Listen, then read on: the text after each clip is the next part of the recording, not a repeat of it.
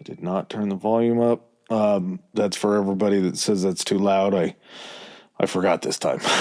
No, that's okay. Some people, we've heard that some people fall asleep to us, which I don't know if it's a compliment or an insult or a combination of the two. But yeah, if you fall asleep, that apparently means that we're doing something right as far as our silky smooth voices go. Just no weird dreams. That's all I got to ask. Actually, maybe if you do have weird dreams, let us know. You don't control what your mind does when you go to bed. That's a good point. Speaking of control, as is our Thanksgiving tradition here at Historically High, Professor Chris, I'm Professor Adam. We always enjoy going into Native American topics on Thanksgiving because, let's be honest, it's kind of a second thought when it comes to Thanksgiving. But in this instance, yeah, this is the series of events that come after the first Thanksgiving. We're talking about the two teams that had the first Thanksgiving. Yeah, you're also thinking, okay, there's the difference between when you learn about Thanksgiving and you're making, the turkeys out of your hands and everything, you learn that, the Pilgrims showed up and the Indians were like, hey, come on in. And they're like, oh, we're so hungry. And they're like, we have turkey and all this other stuff. Would you like to sit down and eat with us? And everyone was hunky-dory. And the assumption after that is that, oh, they were just friendly for the rest of history. Yeah, all the Native Americans got tired of living in New England and then just left. Yeah. Not so. Mm-mm. Not how it happened at all. We're going to kind of be focused on we'll throw the overarching theme for the Native Americans and we'll kind of explain the difference. Algonquin Native Americans is basically a language grouping of different tribes and bands in the area that spoke Algonquin. Hey, man. Isn't Milwaukee an old Algonquin word? Why, yes, Pete, it is. It actually means the good land. Milwaukee. Milwaukee, that's right. We're going to have a little pop-in from an Iroquois grouping called the Mohawks that seem to have maybe done the most damage in this scenario. Well, it's a combination because at different points or another, it's this coalition of different tribes, but at the same time working with the colonials are other tribes. And that to me, I'm trying to wrap my head around it. Is it one of those situations where it's just like, hey, here's the deal. If you totally help us fight against this other tribe, we're just going to we'll totally give you their land and we're never going to encroach on your land. Is it a bribery system? Is it age-old? I think it's a combination. Age-old rivalries, things like that. And I think there were certainly different tribes that felt like they were playing the colonists more than they were being played.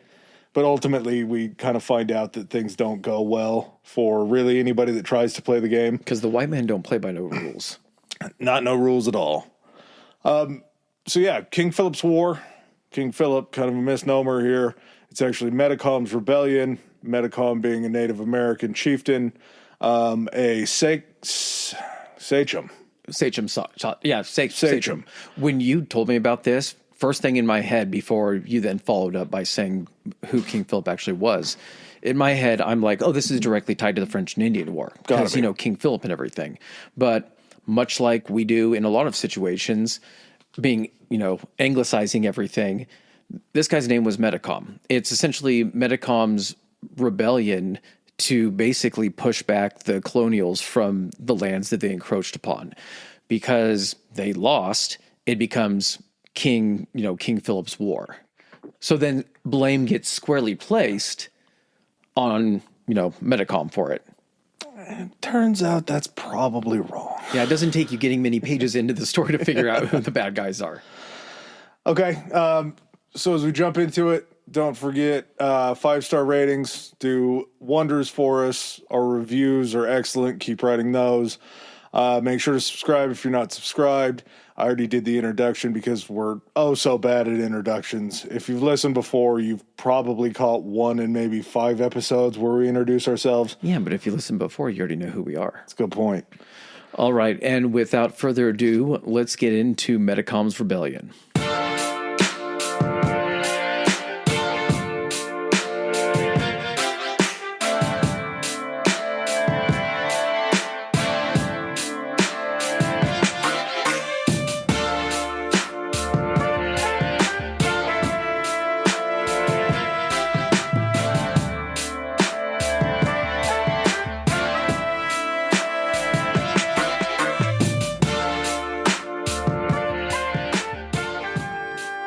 All right. How did these pesky Puritans get there?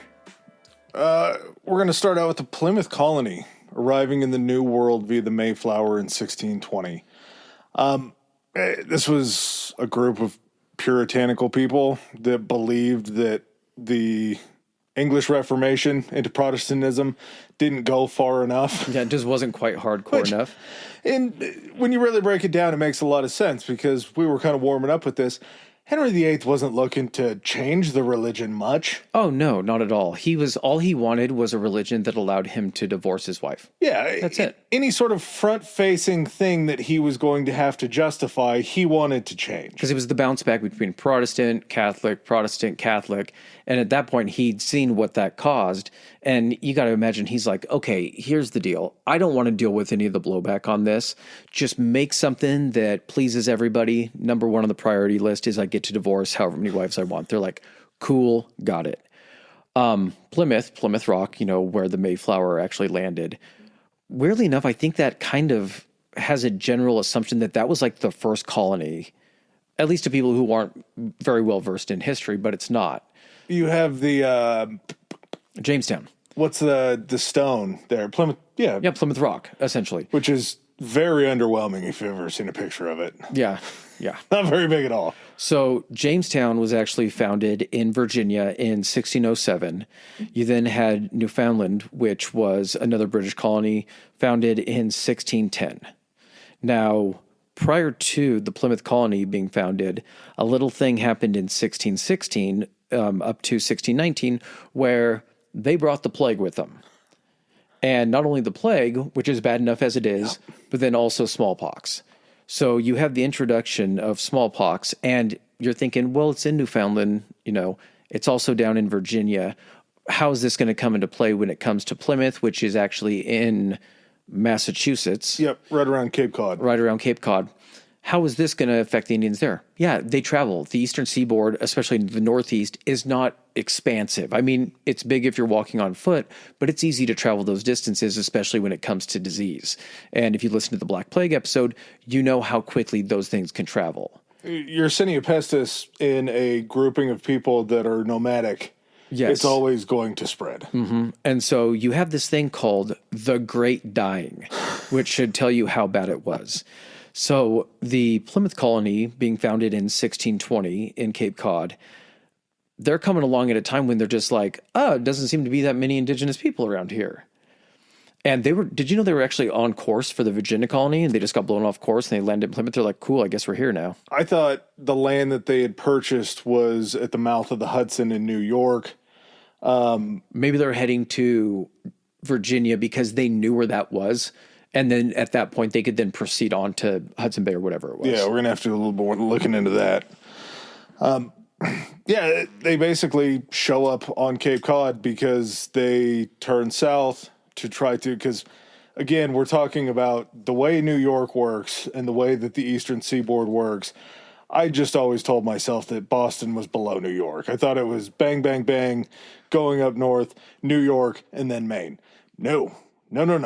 New York is so far back off of the coast and just has basically like a little jetty where everybody lives. Yeah, I remember it only because when we were learning the states, it was Maine, New Hampshire, Vermont, Massachusetts, Connecticut, Rhode Island, and it went in order going down, and then you got to New York. So I was like, I know all those are up there, but I don't always remember exactly. I know Maine's on top, but then as far as the order of everything else, it sometimes gets a little blurry. Well, until this week when we looked at maps. New Hampshire and everything is kind of wedged in there. They're so small. Yeah, it's hard to, forgive us. West Coast bias, we're used to giant states. We weren't trying to break stuff up so tight like you guys do in the East Coast.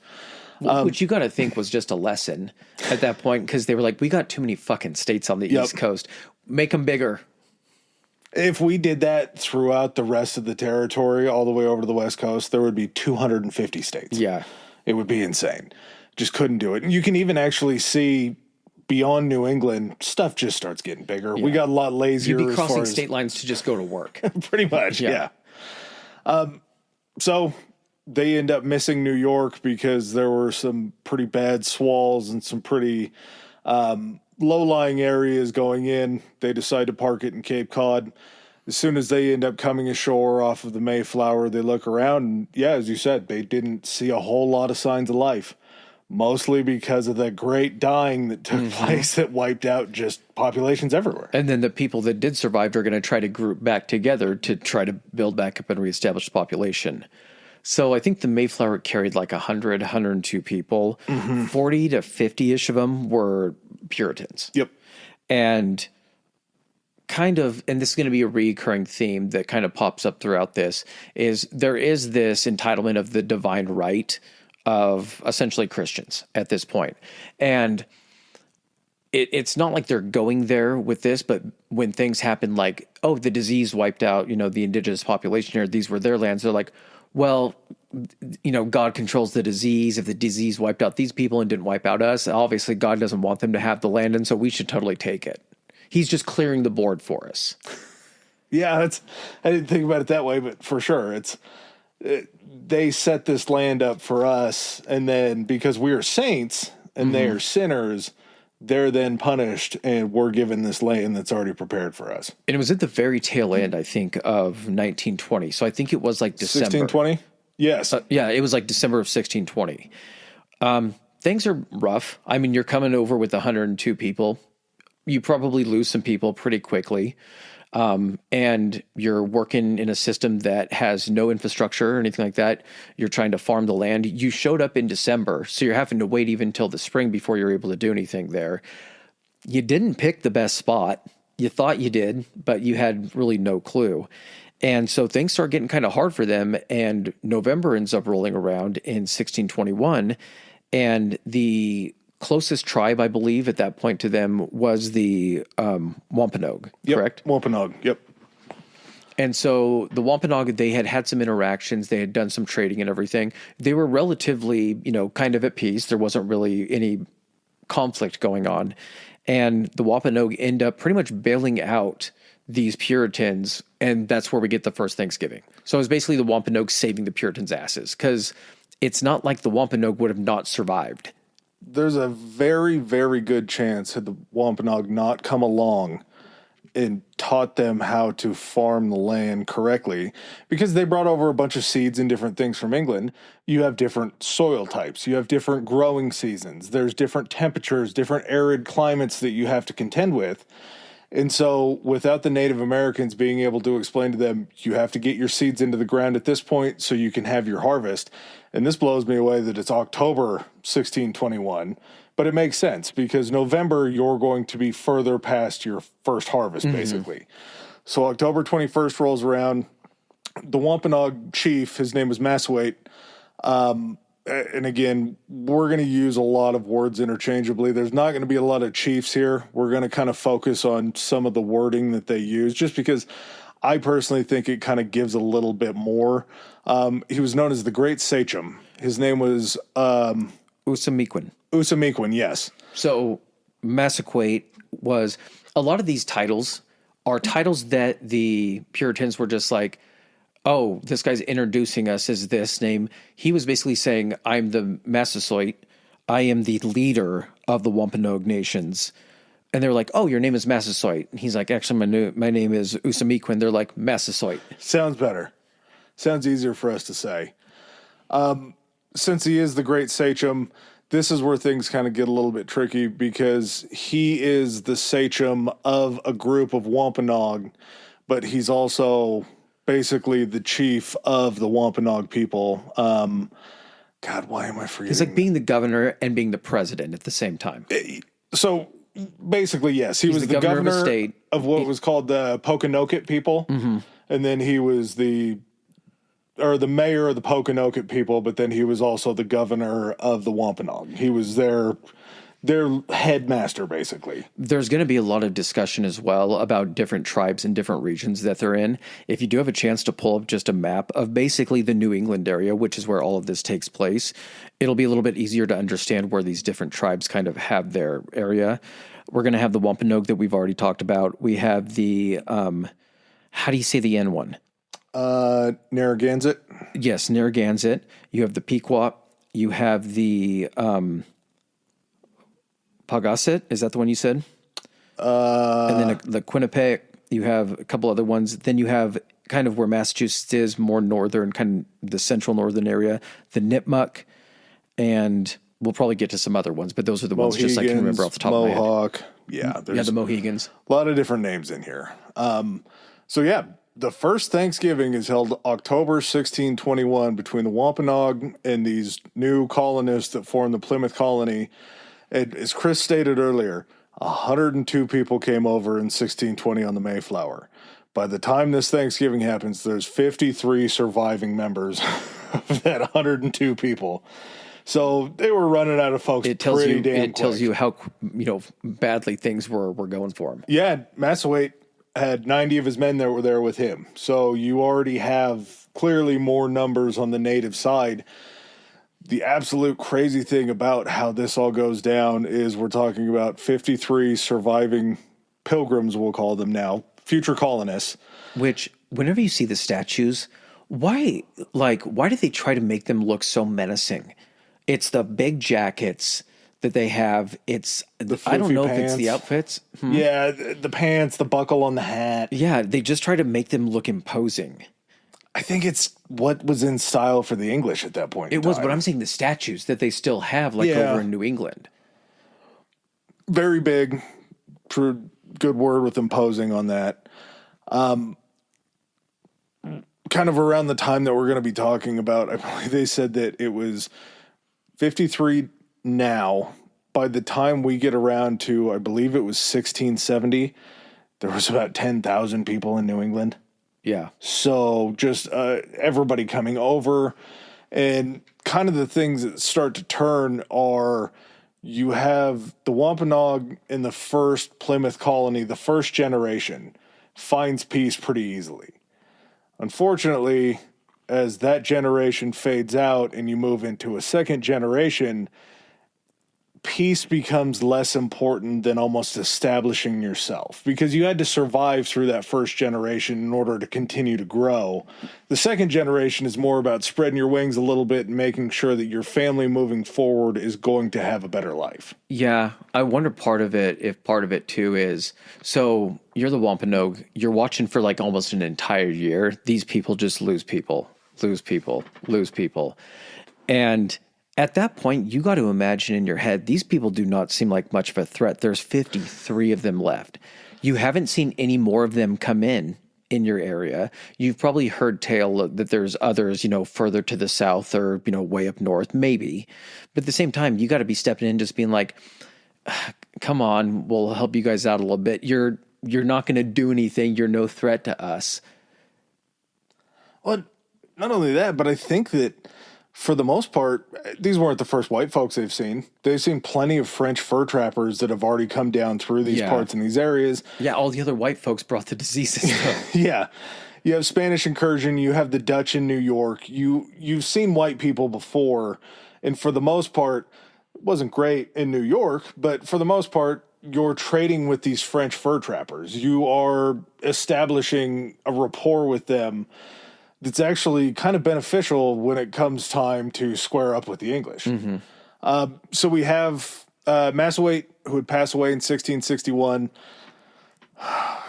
Questions maybe a little bit on how he dies, potential poisoning, sickness. We're talking 1661. It could have been damn near anything at this point in time.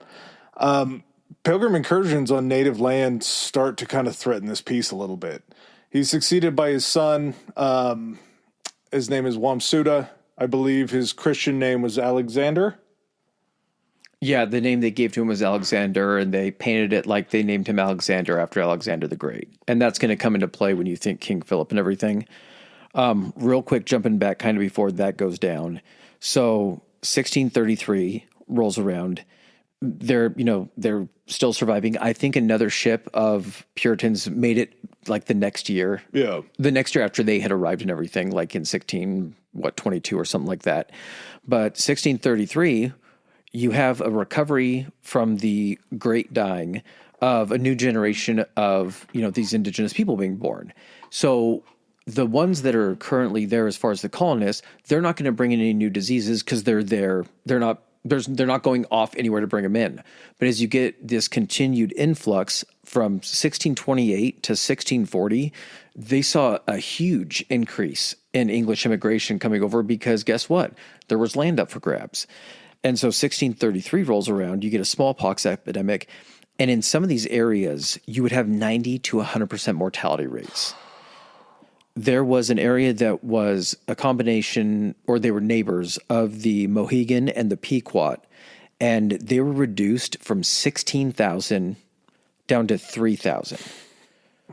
And then, of course, after that, because we talked about this, pre-recording, famine's going to come along with that because there's not enough people to take care of the fields. You have a massive amount of death around you. So additional diseases, not just the smallpox and everything, are probably a risk. So things are not going well. So you're seeing a significant reduction in the indigenous population and then also swinging on the upside of the colonists coming in as well. The numbers game starts to get much heavier towards the English, the colonist side. And it doesn't really ever seem to recover. I mean, native populations do bounce back somewhat, but compared to what they were pre-plague, pre-smallpox, it's never going to be enough to try to defend yourselves. Are we to Wamsuta yet? So I'm trying to figure out kind of what the time frame was, because the Pequot War happens in 1636. Yep. And I'm trying to determine when Metcom became the... 1661. Okay. Wamsuta was only in there for so long. We'll talk about the Pequots here in a little bit. Okay. Wamsuta tries to continue this peace with the colonists. Of course, they give him the name Alexander and explain to him who Alexander the Great was. I'm sure that pumped him up quite a bit. His death happens pretty quickly. I believe it was within 9 months of him being the sachem. His death is debated again because he was summoned to Plymouth to talk about unauthorized land deals, because there was a little bit of an issue between the Plymouth colony and Rhode Island where land had been given to both Plymouth colony and Rhode Island at the same time. And when they both went to claim their land, there was a land dispute going on because basically these sachems, the way that land ownership worked in these tribes was all of the land belonged to the tribe. Mm-hmm. This wasn't a situation where there was individual land ownership. There's so many aspects to this. So they were talking about the land in which, and when we talk about these land deals between the colonials and the natives, when they're making these land deals and trying to be, cool about it, their idea of stewardship of the land was they would be somewhere for like 3 years. And then they would rotate to another section of their land and let the land recover from what they'd done to it the 3 years prior. The mindset of the English are like, oh no, once that's our land, that section is our land, like it occurred over in Europe. So you get, Wamsuta Alexander becoming the leader. The colonials are trying to basically kiss his ass and get whatever out of him they can. But when a sachem dies, the tribes also practice it in a way that there's a matriarchal leadership role there, to where you'll have these female sachems that have as much say as the male sachems within some of these tribes. And what do we call them? Sun squaws. Sun squaws. So basically the English wanted to boil it down to something they could understand. So you would have these some squaws being queens and you would have the sachems being kings. In the same way that they don't recognize the authority of a queen over a king, in their minds, these queens, these some squaws, didn't have any type of authority over the land or making these deals. So Wamsuta basically signs over some of this land without authorizing it with any of the female on the same level leaders in this tribe. I didn't know it was Wamsuta that did it. I thought it was just another member underneath one of the Sun Squaws that signed this land away. I thought it was Wamsuta. I think Wamsuta was called to heel to them because he was looked at as the great sachem. Okay. Over the areas. And I definitely could be wrong, but the way that it read to me and the way that I had kind of learned it was that this was a land deal that was done by somebody under a Sun Squaw that didn't have the authorization to do it. And so as this land deal happened, that Native American got away with whatever he just traded. There's two instances of this occurring. One is with a guy named Mamananu or Mamanua. Hell yeah. And then Washunks, which is his mother and is the leader. So we're going to talk about how this is kind of a commonality where these deals are being made, because it's not like the English are like, hey, we're uncivilized, we're just going to come in and take your land. No, they had to do it by the book. They had to do it to where it was down on paper. So basically they would have these people that they recognized in authority being like, hey, can we have some of this land? Probably offering them all this shit and then being like, oh yeah, you can totally have this land and signing it away. When there was a grievance filed about being like, hey, he didn't have the authority to do this. They're like, actually, we have a contract. It's already been signed. Sorry. We're breezing by the first step in any of these land deals. What's the first thing they do as soon as they sit down? Before they talk about land, before they talk about trade, before they talk about anything else. We have to drink to the future of this good deal.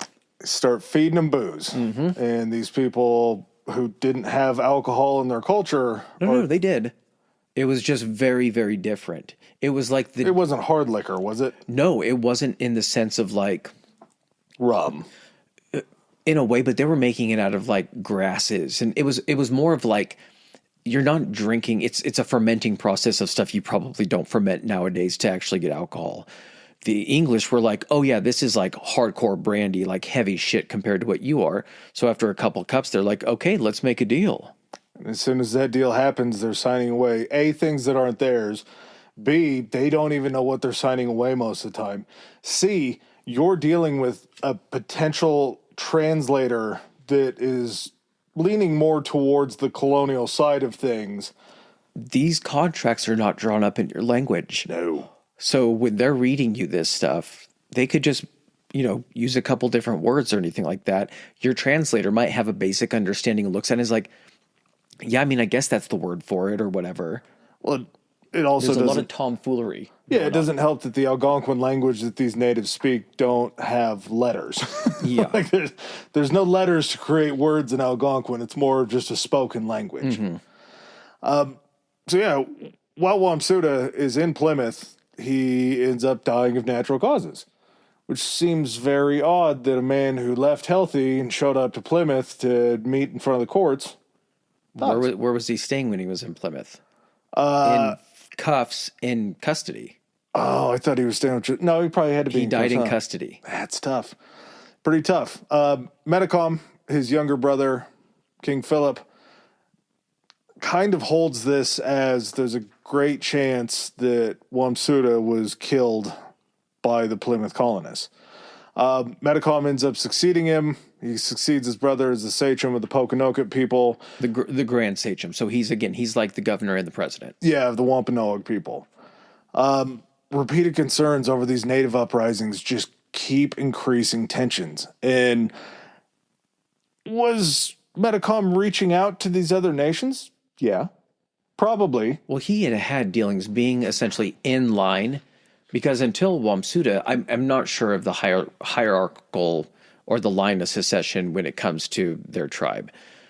I would imagine that it had to be, son of the chief, next son of the chief. I'm not sure how it would pass along if one of them had a son. If it's like, well, if your uncle dies and like I live to be an old age, then you're going to inherit this or whatever it is. But at the same time, Philip, and we're going to do Metcomet at this point. I'm not going to fucking call him Philip. So Metcomet had relations with the colonists. It wasn't just like he was sitting back at home in Mount Hope or wherever they were at the time and not knowing kind of how these people operated. He knew how they operated and he didn't trust them at all. Well, I can understand not trusting them, but up to this point, they had relative peace since the 1620s. Like, there weren't a whole lot of wars being fought between the Wampanoag people and the people of Plymouth. No, but wars weren't unheard of, because we got to talk about the Pequot War, because in 1636, so we're going to jump back a little bit. Yep. So 1636 to 1638 is the Pequot War, and it was the Pequot people against the Colonials, the Narragansett, and the Mohegan. Yep. So the Colonials got them on their side, and this war ends in this thing called the Mystic Massacre. So, yeah, I call it whatever you, if it has massacre on the end of it, you can put whatever word you want in front of it, and it's still going to be horrible. Yeah. So basically, there was a Pequot fort that was built, and the colonialists and their, native allies set fire to this fort with everyone inside, block the exits, and just shoot anyone trying to escape. It sounds like it constitutes a massacre to me. 700 people were killed or captured. We talk about war, World War II, World War I, where these numbers are massive. Populations are huge. This war, Metacom's rebellion, it's the bloodiest war in United States history per capita, correct? And I know it's weird to say per capita because then it feels like it loses some of its meaning. But in terms of the population and how many people died, it is the bloodiest. That's how I like to explain it. Yeah, it's a perfect explanation, but I get stuck on per capita so much because we've talked about it's the Stalin quote where one death is a tragedy and a million deaths is a statistic or whatever. Yeah.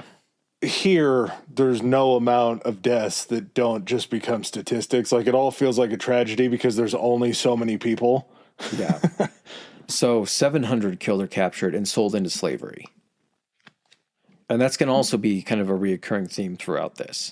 Yeah, because there's DNA from Algonquin tribes down in the Caribbean. There's DNA of Native Americans, Algonquins from New England back in Spain. Mm-hmm. These people were traded all over the world.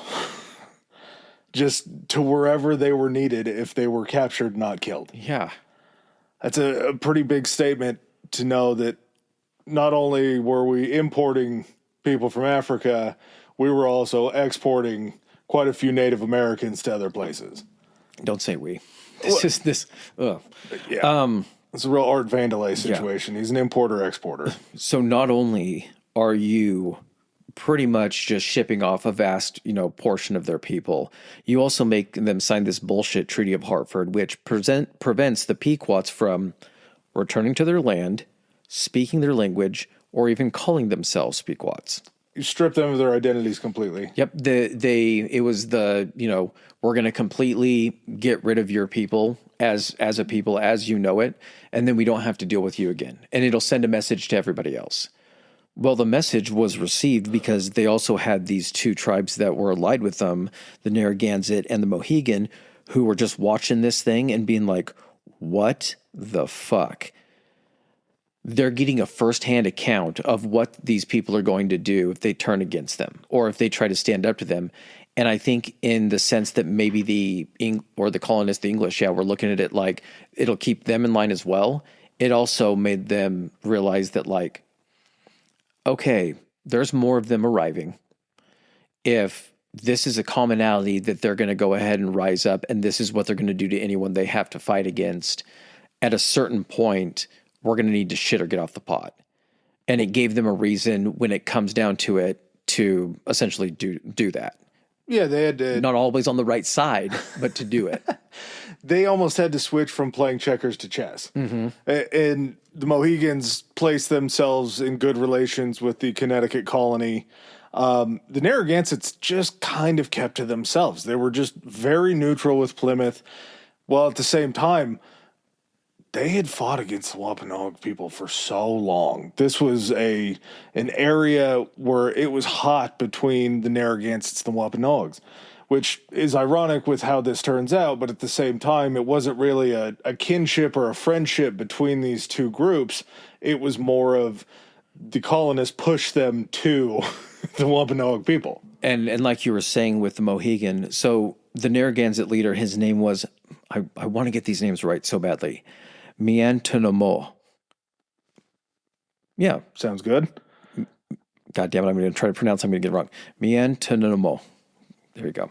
He basically, being in the Narragansett, seeing what occurred, tries to unify some of the Algonquins to basically oppose the colonist. Unfortunately, he's captured by the colonist and then executed by a Mohegan sachem named Uncas. And, Great name. Uncas is awesome. And think of it this way. You can't say that the English can be like, we didn't kill him. No, that was another one of the tribes that were around here. I mean, they probably didn't have great relations. But they captured him and gave him over because Uncas was with the Mohegans, who was basically just in bed with the colonists. So he was kind of their patsy to be like, hey, if we need you to do some dirty shit that's not going to implicate us, you guys are totally cool. And he's like, oh yeah, I'm good. He was. At the same time, I do believe that this was a request by the Narragansett sachem because he would rather his life be taken by another native than by a colonist. Regardless, the English still get what they want. They still get what they want and the English get what they want, but there's a little bit of respect, I think, in dying by the hands of another There's Native dignity American. in it. Yeah. Yeah. So yeah, they basically, the Mohegans stick very close to the colonies. Connecticut is just kind of where their mainstay is, so they're going to immediately connect with them. As far as the colonies go, Plymouth wasn't a real well-liked colony. No, this isn't like a situation where all the colonies, in a way that you kind of think of it during the American Revolution or pre-American Revolution, where all the colonies are kind of all controlled by the crown and they're all having to do the same thing and there's some type of centralized, command or control structure. Not at all. The colonies were just kind of all their own thing.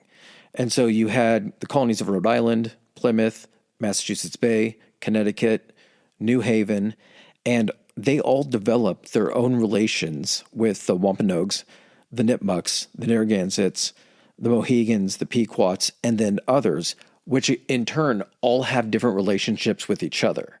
So you get into these scenarios where it's not like once war kicks off, it's all of the colonies coming together to fight against these tribes.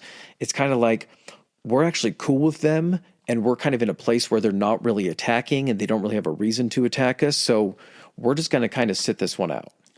There's two phrases, I think, that are very important to King Philip's War, Metacom's Rebellion, just war and defensive war. Yes. Because these colonies had a united colony confederation that was just mainly everybody that Chris had mentioned. They left New York out of it because New York kind of seemed like an angry older brother, a bigger older brother that was constantly trying to make incursions on land in Connecticut and places like that.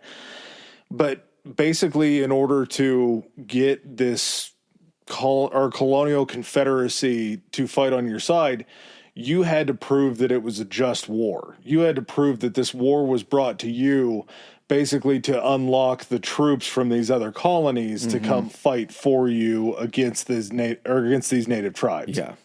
Which, there again, as you were just talking about, if the Plymouth colony gets the Massachusetts Bay colony on board, Massachusetts Bay colony gets the Connecticut colony on board, then you have the Connecticut colony that can then talk to the Mohegans and be like, hey, you're cool with us.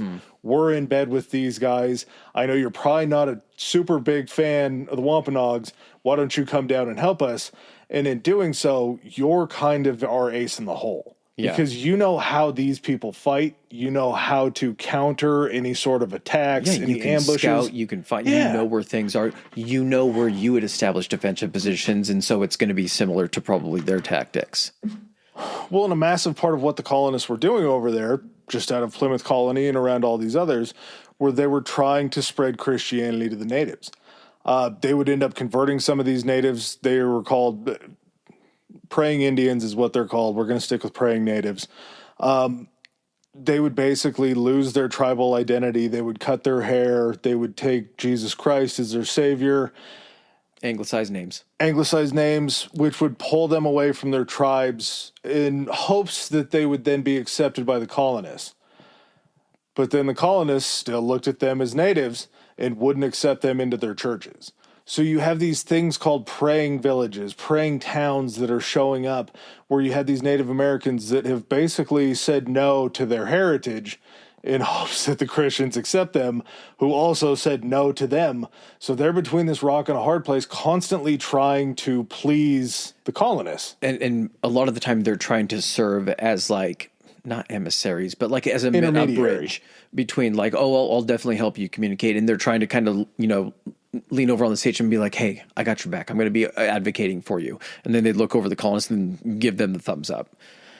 Now, Metacom's, he's in the driver's seat of the Wampanoag.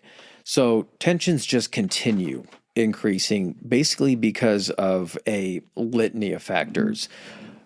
With this many colonists coming over, they've brought over livestock and everything. So you're not just dealing with different crops they might be growing or whatnot, but now you have these animals that are not native here that, even kind of breaking it down from like an ecological standpoint, over in England and places that have been used to having grazing animals and things like that, plants have to be hardier because they're going to get stepped on. Like evolution has just done that. When they're coming over here and the only animals that are really in these areas are like deer and things like that are not stomping down the land and consistently traversing the same places. They're not grazing animals. Exactly. And so there's an ecological thing that's happening too, where this farmland that the, indigenous peoples are using, there's just livestock on them. Like the colonists aren't adhering to boundaries or anything like that. They're just like, oh yeah, we just get to send the livestock. They need to come graze in areas. And I mean, they're coming onto the native farms, getting into their food stores, disrupting their hunting grounds because deer and stuff aren't going to really come around. They've never seen cows before. Yeah. And if there's cattle, there's probably people around. And so it's going to completely throw off the land that these people have been so used to living on. Animal husbandry is such a funny phrase to use for this, but it's not something that was a native practice.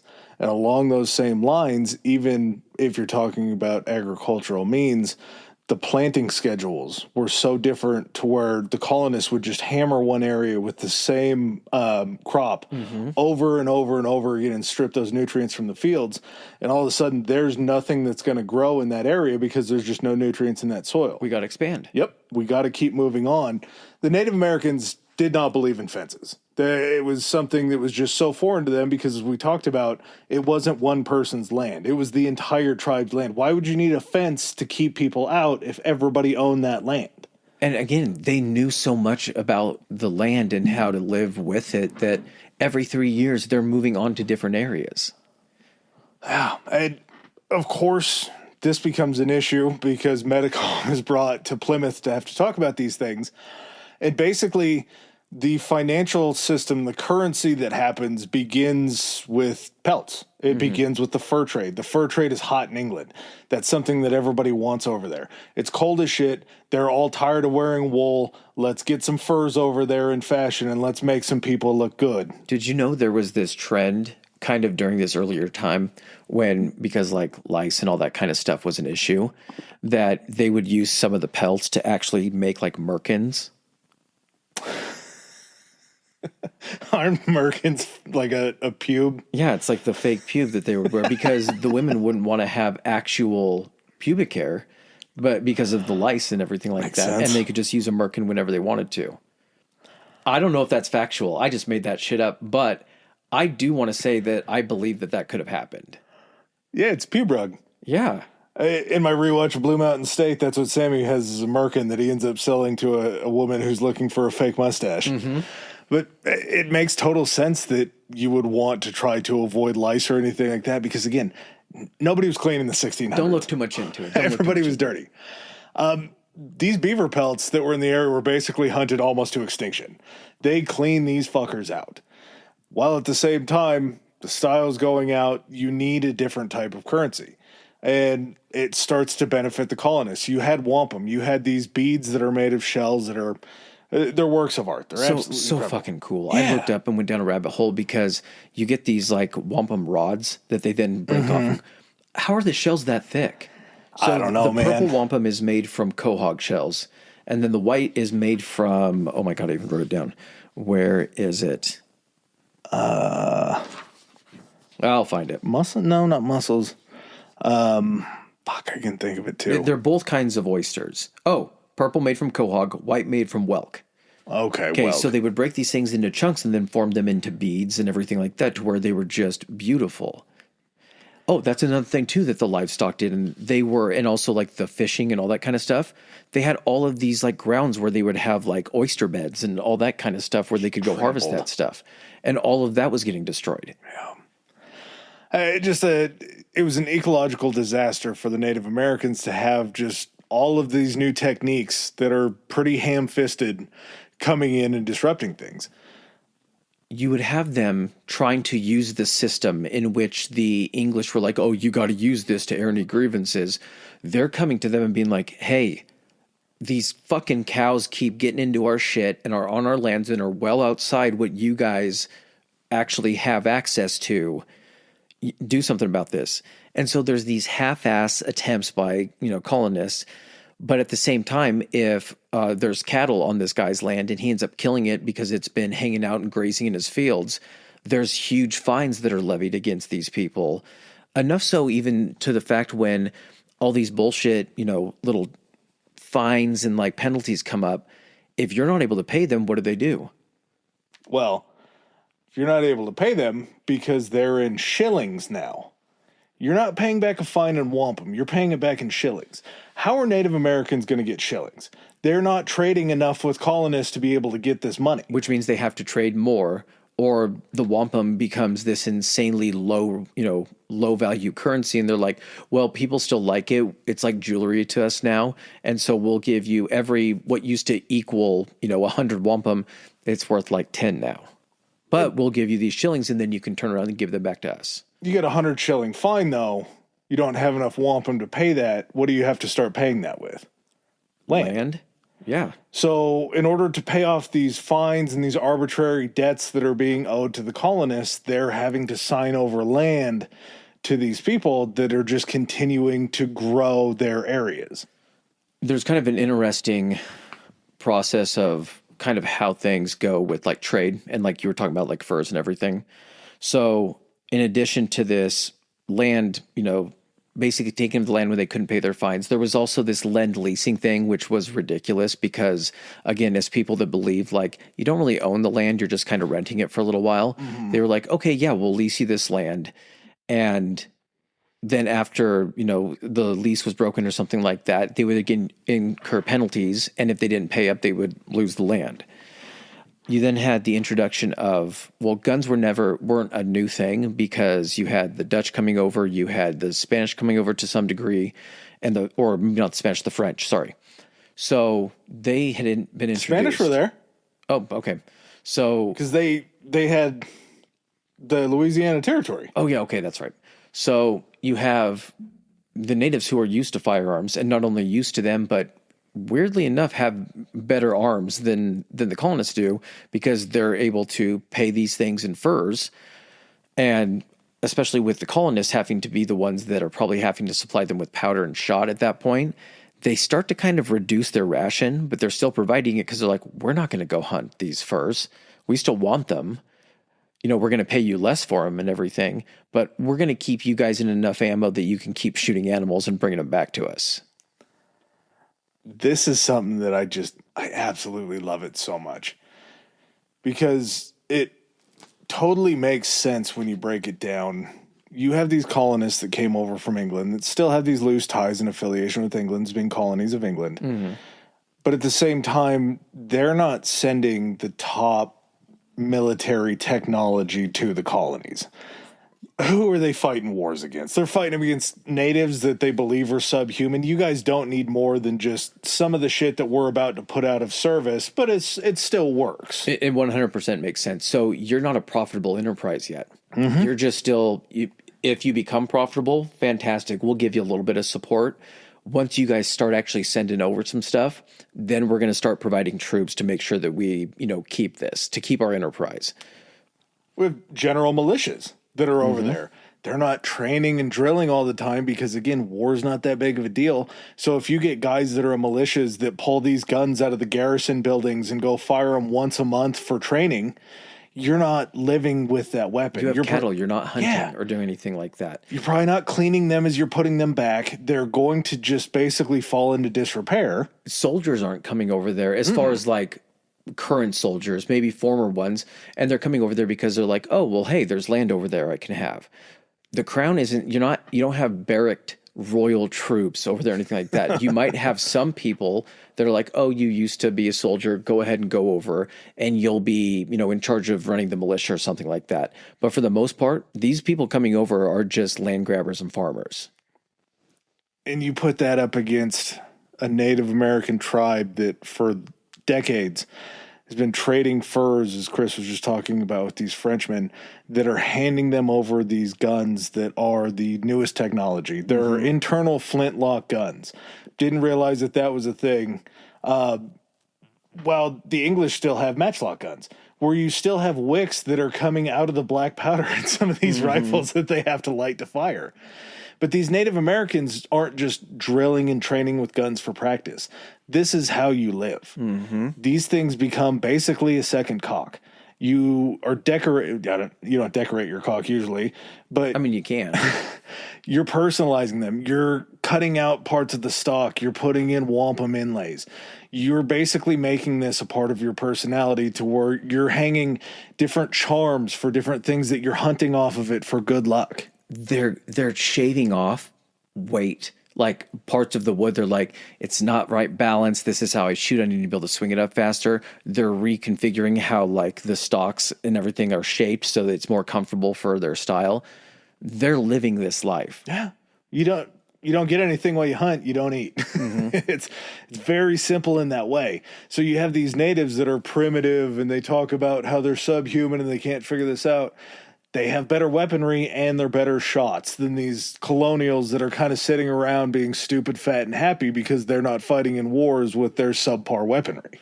So Metcomet, I think he kind of looked at what, I can't remember his name now, the other guy that was trying to get the Narragansett together and everything, or the other Algonquin tribes that got killed by Uncas. Yeah, from the Narragansett. I think when Narragansett. Yeah, when Metcomet, he goes around, he actually starts talking to the other Algonquin tribes as well, and he's like, the previous coalition really didn't break apart because we got beaten battle or anything like that. It's because the leader actually died, and that kind of took that kind of fizzled out after that point. But something might have to be done about these colonists. They're not respecting the deals that we made or anything like that. And I think this is kind of at the end of 1645 and a little bit into the beginning of 1675 that he starts kind of meeting with these, tribes to try to form them into more of a cohesive unit when it comes to having to push back against the colonists. 45 would have still been Massasoit. He doesn't take... No, I said 74 into 75. Okay. Well, actually, prior to that, the shitty thing about what Metcomet has inherited is he's basically inherited a red phone straight from Plymouth to him, to where he has to show up and have these conversations with them. Are you making alliances with other native tribes? Are you looking for uprisings? Whenever there's a skirmish, something else, Metcomet is being called to Plymouth to have to talk about this stuff. Plymouth is levying fines. Of course, that's a self-fulfilling prophecy of levying fines so you can steal their land, but also they're disarming them. They're making some of these tribes come and turn in their weapons. They're fining them by having actually, we don't want land this time. We're going to need 50 rifles. Well, we don't want you to uprise. We don't want to have to start a war. So if we disarm you, and they're calling him in with no proof, and this eventually does come to a head. Coming up on that situation, a head or a broken neck. Where it happened a couple different times. So, one of I don't know if he's a sachem, but there's one above him that's his mother. So, and I don't think it's of the, not Narragansett. I'm trying to remember what tribe it was. Oh, the Saconet. Okay. So, Wompanoag was the son, and Awashonk was the mother and the leader. So, Wompanoag ends up signing over land that he doesn't have authorization to. Mother's not aware of it. Anyone in his tribe's not aware of it. It comes to head when planting season rolls around, and all of a sudden 2 different groups of people show up to plant this field. And so they find out the Wompanoag did this. He's stripped of his title. He ends up going to Plymouth, and Plymouth is like, oh, yeah, your title. No, we're going to reinstate your title. You're totally the sachem. Because as long as you're the sachem, regardless if your mother has a higher title, technically we don't recognize that. We recognize the male as the all-being authority. Super fucked. So they reinstate him just simply so the bill of sale stands. So they're already, they're continuing to use these underhanded tactics. And one of the scenarios where Metcomet is brought in is this guy, due to this guy named John Sassamon, whose real name was Wasasmon. So he's one of the praying Indians. Sassamon's insane. Sassamon was sent to Harvard. Harvard was around back then and was college educated at Harvard and then comes back. Sassamon's basically used as the arbiter of deals for a translator for Metcom to come over and, was it Josiah Winthrop? I think so. It was a Josiah. I know the governor of Plymouth was a Josiah. We'll get to him a little bit later on. But he would basically mediate these deals between Metcom and the governor of Plymouth. And Sassamon is playing both sides of this. Being a praying Indian, he's going to lean closer to the colonial side, while Sassamon is still trying to ingratiate himself enough to Metcom to be privy to any information that he can get to then bring back to the colonists. I think he's playing Metcom's side on behalf of the Plymouth side. I think he's playing Metcom for the Plymouth colony. Yeah, so he ends up kind of serving as a witness and being like, hey guys, I think you should bring in Metcom again because I've been hearing him, he's been going around talking to all these other tribes. They end up bringing Metcom in. They don't have any proof that he's doing this. It's just simply the word of John Sassamon. And 3 days later, after he basically tells on Metcom, he's found dead underneath the ice of a pond. Coincidentally enough, there was somebody that actually saw what happened, and they're able to bring in 3 of these Wampanoags that are basically charged with his murder. There's a few questions about Sassamon's death. I'd heard in a documentary, I believe, and then may have read it too. Sassamon may have died due to his own issues because they still found it was a rifle and I believe his hat that was laying by where he had fallen. I don't know if it was through the ice because they said that they found him under ice, but it was broken ice. They also found him with a broken neck, which presents a problem because I could see falling through the ice and hitting your head, breaking your neck that way, and then floating down. And I don't know how well these autopsies were done back then, but they also concluded that Sassamon didn't have any water in his lungs, so he couldn't have drowned. Okay, buddy, this thing goes so deep. Okay. 3 guys that are brought in are not just like 3 normal guys. Yep. It's 2 of Metcom's counselors and 1 of their sons. 1 of the counselor's sons. Tobias is the important counselor in this. So they end up bringing these guys in. One of these guys, Sassamon had owed like a large gambling debt to and had owed him money. 2 of these guys are hung. I want to say that the son isn't or something like that. We're going to talk about the trial here. No, we will. What ends up happening here is that under duress, most likely under torture, I think it's pretty safe to say that. Oh, the son? No. The other 2 before they're hung. Okay. So one of these guys, 2 of them are his counselors. One of them, Sassamon owes money to. I'm not sure if it's the same counselor, but another one was basically the primary counselor that was opposing Plymouth's attempt to purchase this chunk of land that the pond just happened to be like centered in. Or the pond happened to be centered in this large like tract of land. Nemasket territory, which was native land at the time. Exactly. So you frame this guy that obviously now Metcom has a vendetta against. He dies. You're able to basically say, oh, just coincidentally enough, the guy that had motive to kill him because he owed him a bunch of money gets brought in. Sassamon. But then just weirdly enough, another counselor was there, and he's the guy that's opposing, basically the force that's opposing the sale of this land around the area where the body is found. This is where things get very hairy because, as you were talking about earlier, this murder, as we'll call it, was witnessed by... There was a murder, sir.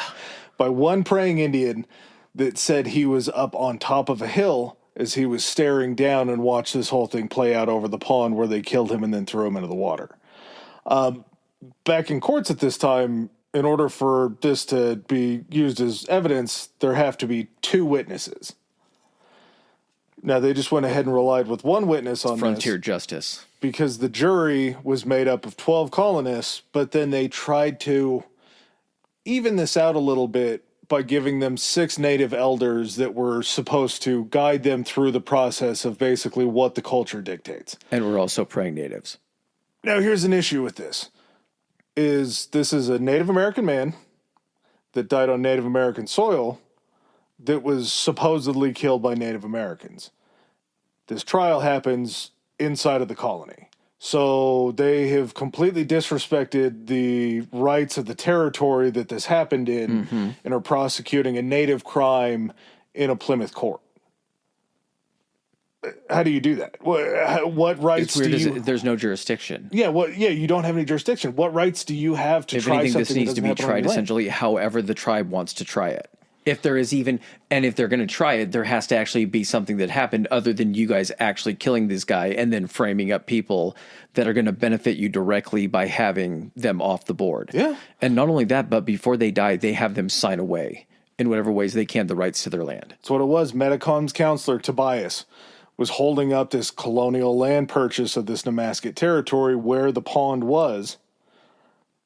Before he's executed, he's forced to sign over all of the land rights that they were trying to get a hold of. So clearly at this point in time, they just killed 3 Native Americans in order to steal some land, and then actually 4, because they probably killed Sassaman too, or Sassaman died of his own volition. At the same time, I don't remember if it was Tobias's son or the other counselor's son, as he's going to be hanged, the noose ends up breaking. It was the son. Yeah, the son. And he basically, after living through this, says that Metcom is creating this uprising of Native Americans. They say, you provided us intel, we're not going to kill you. And then 2 weeks later, he does get killed. Yeah. So basically, he just survived being killed. Most terrifying thing, because you think you're about ready to be killed, and then you're not. And you're going to have to go back up and do the exact same thing again, except this time it's actually going to happen. He's just saying anything to save his life. Hey, before we send you back up there, is there anything you maybe want to tell us? Is anybody really starting, is Metcom trying to start stuff? He's just like, do I have to go back up there? And like, no, just tell us what we want to hear. No, yeah, he's definitely doing that. There was divine intervention in your execution that led you to stay here to be able to longer tell us the truth or some bullshit like that. So this happens June 8th, 1675, which we're starting to get hot into this timeline. So as of June 20th, so we're going ahead about a week, there are 65,000 colonists in the New England area. And I think that was the 2 numbers got switched around earlier on in the podcast. There's 10,000 indigenous people, maybe, in the New England area. Outnumbered 6-1. Yep. All right, so stuff's about to pop off. Let's take a bathroom break. Okay. Well, hey there, all you sexy historians. How you guys doing? It is time for socials. Where can they find us on Instagram? If they want to follow us, they can find us at Historically High Pod on Instagram. That goes the same for Threads as well. You can also find us on Twitter. Tell them about Twitter. Historically High. That's historically HI on Twitter. And if you want to email any of your comments or suggestions, where can they find us at, Adam? At historically high podcast at gmail.com. Gmail. All right, and back to the show. All right, so shit kind of pops off in Swansea. And not in a way that's actually going to lead to any casualties or anything like that, but because of the friction, because so much stuff is being stolen already or been stolen already, basically the Pokanoket, they're like, you know what, we're going to go and take something back. And they launched this raid on several homesteads in like Swansea or around Swansea. There's no deaths. They just end up stealing a bunch of stuff from these places. This is kind of basically the native belief at this time is they are told by the gods, the elders, the spirits, what have you, that a war of aggression cannot be won. So it needs to be a war of defense. They can't be the ones to bring blood into this battle. Mm-hmm. They almost have to get the colonists to fire upon and kill them first. Well, it's not hard. No. It's not going to be hard because, 3 days later on the 23rd, a colonist kills one of the Pokanokets, or not kills him, but actually shoots one of the Pokanokets outside his home. He dies. It's more of like a kid that shoots it, but on the instruction, I think, of the adult with him. Yes. But the native, the Wampanoag, the Pokanoket Wampanoag, is shot and then ends up dying. He gets away, but then once he gets back, dies and everything, they're like, okay, they're the ones that spilt first blood. Yeah. They drew first blood. So this ends up causing pretty much a full-out attack retaliation on the 24th. Same area, Swansea. Swansea burns. Swansea. And they pretty much torch this place, a la the Mystic Massacre, apparently. If the English want to fight them, kind of on the English level, they're going to use some of their tactics. Yeah. And again, this is about asset kind of denial at this point. They're at this point making the conscious decision that the colonists need to go. But again, we're not rising to the level of massacre here because they only killed 3 people in Swansea. It was 9 colonists. Oh, was it 9 colonists total? Okay. Yes. It's just one of those things where we're not talking, Swansea wasn't a massive thriving town of thousands of people, probably 400 people that lived in this area. 9 people get killed. They're not out there just trying to basically wholesale kill and murder all of these colonists. No. Get a little bit of an odd mixed message here. On June 27th, there is a full eclipse that occurs. And I believe probably on the colonial side, they're like, oh, shit, this looks bad. And on the native side, they're like, whoa, we waited. They drew first blood. We attacked back. We get this sign of an eclipse. This is a good sign for us. The gods are on our side. This is a just divine war. Mm-hmm. For one side, it's a bad thing because they're like, that's an ill omen. The other ones are just like, jackpot. Yeah, exactly. June 28th, Plymouth and Massachusetts Bay forces are sent to the homeland of Metcomet. This is where things kind of start to get a little shifty for them because... What date was that? June 28th. Okay. As they're making their way to Mount Hope to try to find Metcomet, they are walking through all sorts of terrain. They have to walk through swamps. And this is a very reoccurring thing it pays off in a bad way eventually for the colonists one time. But the way that they're attacking is they're going in a group. They're wearing leather boots. They're wearing pants that ruffle. And as they're walking through these swamps, they're getting bogged down. They're tripping over different roots from the trees. They're not used to traveling through these places. Yeah, so everything is moving slowly. Meanwhile, you have these Native Americans that have grown up around these swamps, that know how to hide in these swamps to just ambush the shit out of these different forces. And so there's 2 different occasions as they're trying to get to Mount Hope in Rhode Island where they're basically, there's an ambush that's sprung on them in these swamps. And they have to retreat. So even though they're trying to move towards Mount Hope, they just keep getting bombarded by these Native Americans that are hiding out in these swamps. It's not an area where they can fight to have success. And not to mention, you have these forces that are just basically militias. Each one of these towns, villages, what have you, has basically somebody who is choosing the members of this militia that's going out if it's not a voluntary group. Along those lines, you have a lot of wealthy landowners, a lot of wealthy businessmen that are on these boards that are calling in these forces to go fight these wars. To go fight these battles. There were approximately 110 towns in New England during King Philip's War. It's a lot. Not a lot to draw from, but it is a lot. So these groups that are being chosen to go out and fight aren't the legacy members of these colonies. There are a lot of people that are new to the colonies. They're rebel rousers. They're people that are constantly in trouble. Basically, they're being sent out to fight this war in order to eliminate Native Americans. So then these wealthy landowners that essentially drafted them into this fighting can then go take over for themselves. Yeah. They're promising all sorts of land and everything to these soldiers. believing that they're going to win, but at the same time, if they're on the lower rungs of society, what's to say that they're just not going to get steamrolled like they do in everyday life? Or if they're fighting on the front, what's to say they're not going to get killed? Yeah. And basically, this is a land grab for a lot of these rich people that they're going to be giving this land to their children.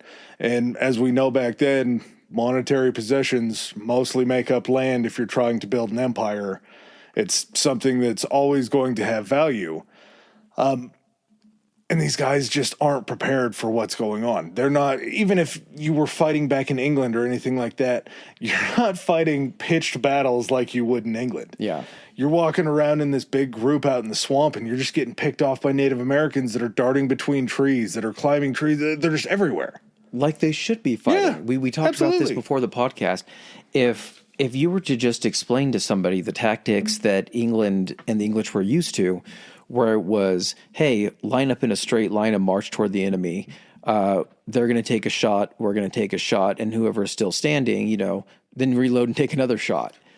Everybody take one step forward, avoid the dead bodies. The natives are like, so you guys just stand out in the open and let yourselves get shot at? They're like, yeah, definitely. They're like, why don't you guys hide and then don't even let them know where you're at and then shoot them before they can even take a shot at you? Well, that's just ungentlemanly. Yeah. Whatever you want. We're not doing that. So, they're fighting with the land. Of course you're going to do that. Any advantage that they can get, they're taking. Eventually, when they do make it to Mount Hope, there's just abandoned villages everywhere. Metcomet and his people had already taken off. They knew kind of when things started popping off in Swansea that they were creating, that they were going to He's the guy that keeps getting called in for everything that's happening. Of course, he's getting called back in. During this point in time, the Nipmuc tribes and the Potoc tribes to the north in Massachusetts kind of begin some light uprisings. The Nipmuc people, along with the Narragansett people, are in decent communications, I would say, with the Plymouth colony. You have men that are going out that are trying to get these treaties signed saying, don't go with the Wampanoags, don't help them out. If you do, you'll be annihilated. If you stick on our side, we will make sure that you're protected. Once we're done, if you go against us, once we're done with them, we'll come for you. Yeah. You need to sit this one out is basically what they're being sent out to say. But they're still attacking these places in small numbers. Middleborough, Dartmouth on July 8th, Mendon on July 14th. They follow that up with Brookfield on August 2nd, Lancaster on the 9th, Deerfield, Hadley, and Northfield are all in early September. And as these things are happening, there's not a lot of death that's going on. These are just a lot of houses being burned and a lot of like cattle being taken and things like that. They're reclaiming shit. They're not necessarily killing people, but they are basically making everybody poor. A lot of people are able to kind of abandon their places and flee and everything. So I don't know, because a lot of these places they come upon are kind of already deserted and already empty. And they're just like, fine, we're going to torch it so there's nothing to come back to. But some of these places are not like towns in the sense of, hundreds of people. Sometimes a town could be like 10 buildings or something like that. But they're simply and they're so spread out and everything like that because you're wanting to have as much land around you as you can because then you can use it. So they're just kind of asset denial, being like, we're just going to keep working you guys in and taking out your little areas. Well, Brookfield's an interesting case because even before the raid on Brookfield, it starts with this initial surprise ambush of forces on a group that was led by a guy named Thomas Wheeler. This happens August 2nd. There's 8 men that end up getting killed in this surprise ambush. And then as soon as they're done with the ambush and those forces have fled, they just lay siege to this place called the Brookfield Garrison Building. And this confused me for a little bit, but I think it kind of makes sense. Because they don't have standing armies or anything like that, you do probably have these strong fortified buildings that a garrison can then enter and defend from. Yeah. But if it's not being used, all of the townspeople are going to run to the safest building around. And these buildings are pretty well fortified to where they're usually 2 stories tall. The second is going to be where all of your gun holes are going to be. They're made of stone so they can't be burned for the most part. I thought that was super fascinating. They said that it was a brick wall that then had wood on the inside and outside, so as to give the appearance that it's weak, but you have something that's going to protect you against shot, basically. I still don't know why you would cover that with wood, though, because it can still burn and really heat that place up. Fair enough. Yeah, I do agree there. Their tactics were pretty interesting, though, because they had these flintlock rifles that were in there, shitty flintlock rifles from guys that aren't used to firing on people.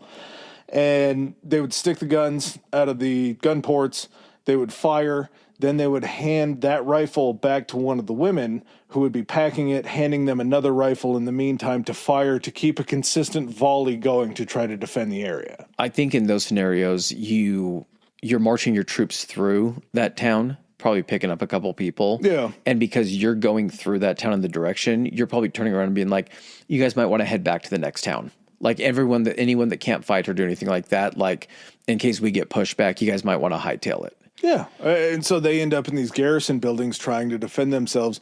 Meanwhile, the Native Americans are just circling around, laying fire onto these places, shooting them up. This guy is sent to negotiate with the Nipmuc to basically tell them to stay off Metcom's side. And yeah, as they go up there, they're ambushed. 8 guys are killed. 8 of these militiamen are killed. They chase them all the way back to Brookfield, siege it for 2 days until finally reinforcements of a militia end up showing up.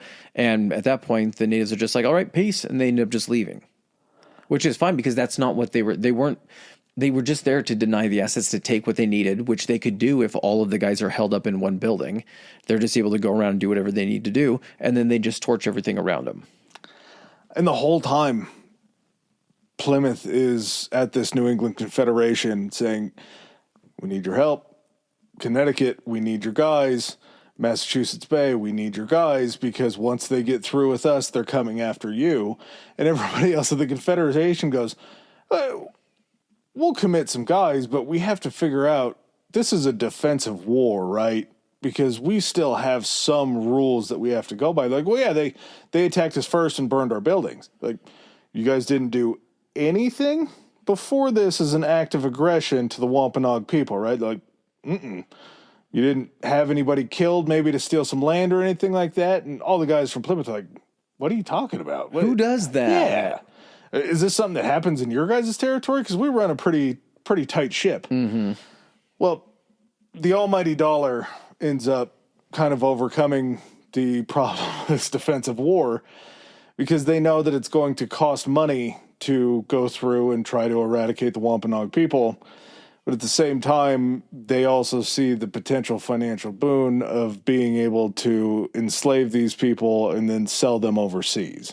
I think part of it, too, is that these places are still within lands that are very close to these other tribal lands. You have the people on the frontier that are members of the colonies that are panicking. Well, yeah, and at the same time, though, it's not like, Connecticut is just like, yeah, take all our guys, because what's going to happen when the tribe that's bordering their land decides to side with Metcom and is like, oh, yeah, they sent off all their guys to fight down here. They're completely vulnerable.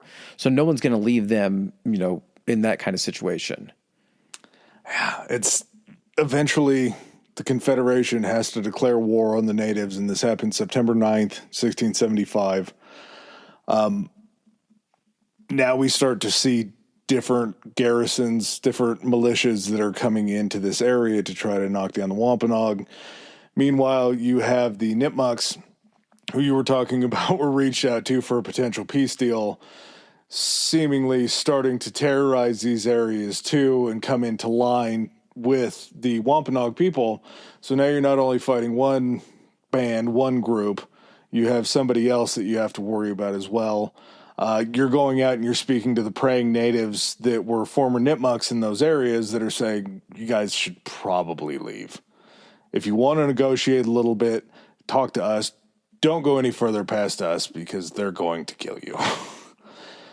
You also have the Narragansett who are being reached out to by the colonists, and as they're going down to strike this first deal with some of the Narragansett sachems, they're laying this deal out onto the table that it absolutely blows me away that they thought that this was going to work in any way, shape, or form, and maybe this was a little hubris on their side, but as they're going and speaking to the Narragansetts, they're saying, what we need you to do, fight on our behalf.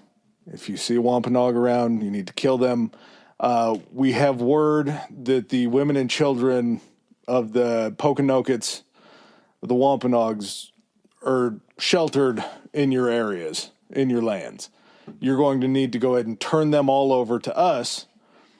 And then just so we know that you're good on this deal, you're going to have to give us 4 prominent members of your tribe hostages as collateral. Mm-hmm. And there's some weird wording about maybe there was a mistranslation of what hostages is. But anytime that you're asking basically for leverage by taking important members of the tribe that you're trying to get help from, that sort of becomes an issue. It's not a good faith deal. And not only that, even though the Wampanoags and the Narragansetts haven't been close, there's been plenty of fighting, there's still been intermarrying. There's still a kinship, a family dynamic of trying to protect these women and children because A, they're women and children, and B, there's still relations and ties to these people, to the Narragansetts. Mm-hmm. So they end up leaving the first time without a deal. Things aren't going real well on that front with the Narragansetts. Nipmucks are pretty much already out of their hands. Brookfield shows up August 2nd. No, we already got that. Yeah. September 28th. It's actually the 18th because I had it down as the 12th and I didn't know which one was correct. So it's actually the 18th that Bloody Brook happens. Okay. Battle of Bloody Brook, September 18th. Takes place after colonial forces had gathered crops to transport to Hadley to basically try to continue to feed that area. Just the harvest. Yeah, they were trying to bring in the harvest. I believe that they were taking it from an area that had already been laid siege on. And as they're bringing it down, because I believe it was... we'll get to it in here.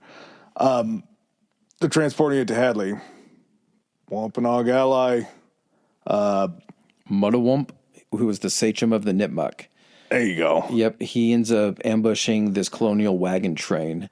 Out of 79 militiamen that were there, at least 40 of the militia were killed, and then 17 teamsters, so people basically running and, gathering the crop and running the wagons and everything like that.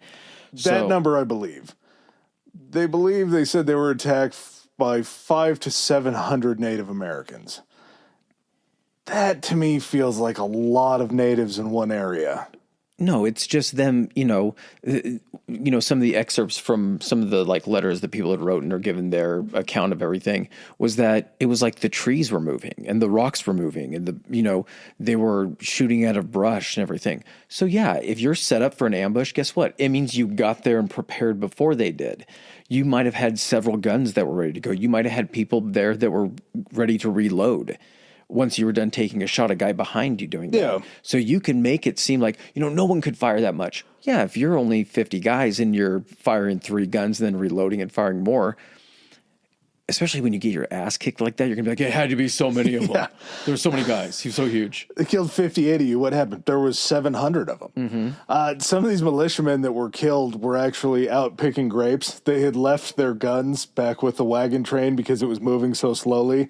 They were just out in the brush picking grapes.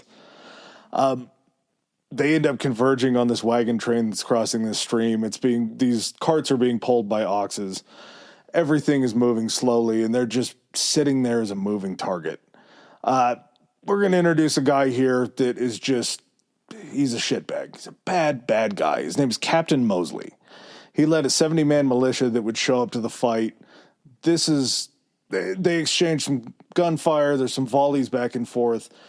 The Wampanoags end up calling a full retreat as there was 100 members of the Connecticut militia that show up, along with 60 Mohegan warriors that were stationed in Hadley where this train was going to. Okay. So Mosley's militia is kind of an interesting build. Mosley showed up in Boston about 4 months before this all takes place. And Samuel Mosley is, like I say, he's a shitbag. Most of the members of his militia were actually Dutch sailors that were sitting off of the coast of New York that were just basically picking off ships that were coming in. Yeah. Mosley goes up there, he takes them, he brings them down to Boston to... He brings them up to Boston. Up to Boston, sorry. He brings them up to Boston. We're shipping up to Boston. Yeah, for a trial. And these guys are all going to be put to death for being privateers that are out there just picking off ships. they give them the option of falling into Mosley's camp to go out and fight the Native Americans. And when Mosley's people showed up in this confederation, they said that there were people that would just quit the militias because these people were so just disgustingly bad. Yeah. Like just people of ill repute. Yeah, it was just a bunch of criminals that he had serving in his unit. And so Mosley pops up in these stories. If anything bad happens to the Native Americans, Mosley's usually pretty close. Mm-hmm. Like he's not far from any of the trouble that happens. Nearly all of the buildings in Springfield are burned down on October 5th. They just basically try to level the entire town. The residents all escaped unarmed. There was a man named Major Appleton of the Massachusetts Bay Troops that would chase the natives out of Springfield. There's not a lot left in Springfield to protect. Well, and the thing is, this is a pretty major blow because at the time, Springfield was the largest settlement on the Connecticut River. Oh, okay. Yeah. So this wasn't a small town. No, and it's a major hub of commerce, too, because it's an inland town at the end of the river. Yeah, especially if it has docks and everything like that. It's not like you can just land troops if you're trying to send them up by ship just on the banks. Yeah. It's a lot easier to do when you're in a city. We'll transport ourselves back into Narragansett territory. Is so far, like we said, they've been neutral. They were sheltering the Wampanoag women and children. They hadn't taken any arms up yet. First deal ends up falling apart. Second deal, Josiah Winslow is the governor of Plymouth. We got multiple Josiahs. This is Winslow. He meets up with basically the pages that were sent by the Narragansett sachems, like they're guys that are working underneath them, they're counselors basically. And this new deal becomes a major issue because there's a time limit placed to accept this deal. Along with that, they cut them a new deal saying, for every one Wampanoag head that you bring us, we will give you one coat. For every live Wampanoag fighter that you bring us or hostage that you bring us, we'll give you 2 coats. Because they're worth much more alive than they are dead. Mm-hmm. Kill them, they're off the battlefield. You bring them to me alive, now all of a sudden we got money sitting in our pockets. Well, in October, the Narragansetts had signed a neutrality treaty with the Massachusetts Bay Colony. This is it. Well, this is with Plymouth, though. Oh, okay. So they had signed a different treaty, like kind of going back to what we were talking about, how some of these different colonies, they weren't just like, oh, yeah, if you're going to war with them, we're going to war with them. They basically were like, we're not going to go ahead and attack Massachusetts. They're not going to attack us. There's also parts of it, too, where when they pledge allegiance, all of these native tribes have basically pledged allegiance to England. That's kind of the overarching thing, is that the crown, they've pledged their allegiances to. As far as colonies, that becomes a hairier issue. Because you can pledge allegiance to the crown all you want, you're a subject of England. If you're pledging allegiance to the colonies, that means that they can overrule you. You're talking about just the praying Indians, right? Everybody. I don't think these people thought that they were under the King of England. Well, they pledged their allegiance to him because when Metcomet would come in and they would threaten him with taking land away or anything like that, they would make him re-up his pledge to England. But then they would try to throw him in and say, you're also vassals underneath our colony. And he would say, no, I pledge my loyalty to England. I don't pledge my loyalty to the Plymouth colony. The second deal that's going on with the Narragansetts, like we say, has a time limit on it. It ends up not having to worry about the time limit because all of these counselors go ahead and sign this agreement. This neutrality pact with Josiah Winslow and Plymouth. As far as that goes, they think that they have it. So as they go around to these Narragansett villages and they're showing them this peace agreement that they had signed, the Narragansett sachems are looking at this and saying, we never signed that document. This was all of our counselors that our names aren't on that. The counselors signed that. We didn't agree to it. They didn't talk to us about it. This was something that you basically scared them into signing. If you scared them into signing this, that's really null and void for us. So is it a contract? I mean, this is the same thing with the land deals, right? if somebody that doesn't have the authority to sell the land is the one that's signing it, you can't hold it up and say that it's a legal document because that person didn't own the land. Yeah, the way it kind of the agreement is kind of weird because he didn't pledge allegiance directly to the King of England, but he and the Wampanoag tribe were forced to sign peace agreements with the English colonists that stated they were subject to English law.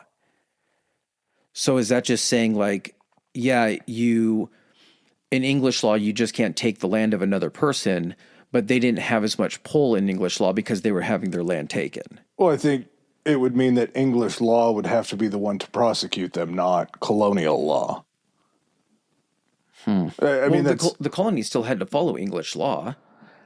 But they were subjects, but it wasn't like there wasn't an overarching English presence there. There weren't governors from England in the colonies. I do believe that the governors of these places were people that had standing in England, which is why they had the position of governors of these places. I thought that came a little bit later.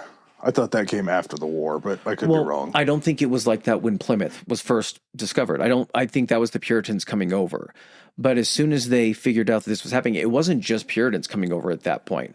It was just regular English people that were coming over as well because they found out that it was possible to be there. So there might have been a mix of the two, but I do think that there were people that were sent by the crown over as well. There very well could have. I just don't know why they would send them over and not send over an army or protection. Again, it's not a profitable enterprise yet. They're still defending their empire in other places. Until this becomes something that's going to be worth any of the money, I don't think they're going to commit resources to it. Well, like you said, they still did give them guns and everything. What's the point of sending governors over then? Because there still had to be some way in which to then structure it to send stuff back to England. They were there because what would stop them if they didn't have governors or any type of control? What would stop them from never sending anything back to England? That's merchants, though. That's private industry. That's merchants that understand that there's money in England to be made by the things that the furs that they're trading. Correct, but it wouldn't just be merchants. It would be stuff that they were growing and things like that as well. I don't know if they had enough land for that. I just don't think that I get it with Plymouth and with the Puritans because they were getting out of England to get out of it, to get away from that. But after that, Jamestown wasn't founded like that. Jamestown, wasn't it sponsored essentially by the crown? Jamestown was sponsored by, I think it was private industry too. Because it was King James. It was named after King James. I thought that was the Virginia company that sponsored it. So back to the Narragansetts. After they've basically scoffed at this deal, November 2nd rolls around. Josiah Winslow leads forces from Plymouth, Massachusetts, Connecticut to basically burn all these Narragansett villages. They're still waiting on the forces from Connecticut that are coming down to help them in this venture. And as they're waiting for them, they're going around to these villages. They'll find one or two Narragansett natives that are around. They ask, where is everybody? And everybody keeps pointing towards the swamp. They say they're in there. They realize that they got to go into a swamp again. Swamps are bad news for the colonists. They don't ever win in swamps. It's a bad death knell when they got to go into those things. Fortunately for them, there was an early freeze that happened that basically created these solid pathways as they entered the swamp. All of the bogs and everything that they could step on or anything like that's all frozen over, so it's good land that you can walk over. Yeah, and I think this was November 2nd that they decided to do that based on the justification that they were sheltering the Wampanoag. You said it was a combination of Plymouth, Massachusetts, and it wasn't all of them. It was just, they had chipped in a little bit. And the Connecticut militia, when they ended up getting to the actual place where the Great Fort. The Great Fort, but for some reason I can't pronounce his tribe's name. The one that starts with N. Narragansett. I don't know why that's escaping me. When they got there, they were like, oh shit. This thing was built in the style of an English fort. It had these reinforced little tower areas like you were talking about that were in the towns. I forgot what they called them. Basically the safe garrison houses. Buildings, the garrison strong buildings. They had the strong buildings, but then they also had a palisade up around this. I think they said it was 16 feet high, I think. Yeah, I'm saying how big the settlement was, the fort. Its footprint. It was huge. Yeah. Yeah, it had basically vertical tree trunks that would stand 16 feet high. They said that they were like 10 or 12 feet thick even, so you would have a pathway up there to be able to walk and fire from at the top. Like not a causeway, I can't remember what it's called. Packed with mud, these things were pretty impenetrable. Like, it was very, very hard to get in. And once you did get in, there were wigwams for the people to live in. There was food storage and everything else in there. And it's almost like you gave the colonies a little bit of a chance, because this feels like a pretty impenetrable fortress. But at the same time, this is the first time, if somebody was fighting in England, that they've ever run into something where they're like, oh shit, we've seen these before. It was about 5 acres in size. Yeah, massive. Completely surrounded, except for a portion that they figure wasn't finished. It wasn't a huge portion, but they had just like a horizontal log across it. Yeah, I have a different view on this, but one of the Narragansetts that they had captured leads them to this potential weak spot. Mm-hmm. And like you said, it's an area where there's logs that are stacked up 5 feet horizontally. So if everything else is 16 feet with vertical palisades, you get to this area that they say may have been unfinished. But as the first soldiers start to climb over the top of that 5-foot wall... I thought he said it was just one log 5 feet off the ground. I know that doesn't make sense, but I could have sworn that's what he said. It also could potentially be this, too.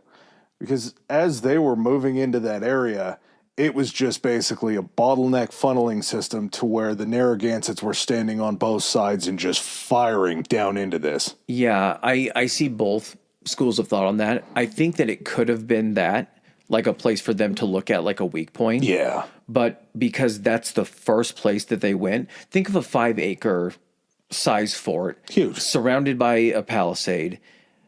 Chances of you coming upon this small section that has a gap in the fence that appears to be undefended, chances are you're not going to appear at that gap. You're going to appear somewhere else. They're going to spot you.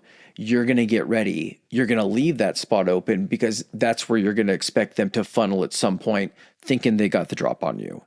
In this scenario, because that's the first place that they appeared and there wasn't like a call to arms, there wasn't a lot of warning, they were able to essentially charge in there the first time and actually take a large portion. They took some of the garrison buildings, but because the fort is so large, the Narragansetts were able to then regroup and then push back at them and force them basically to secede all that they had taken within like the first hour.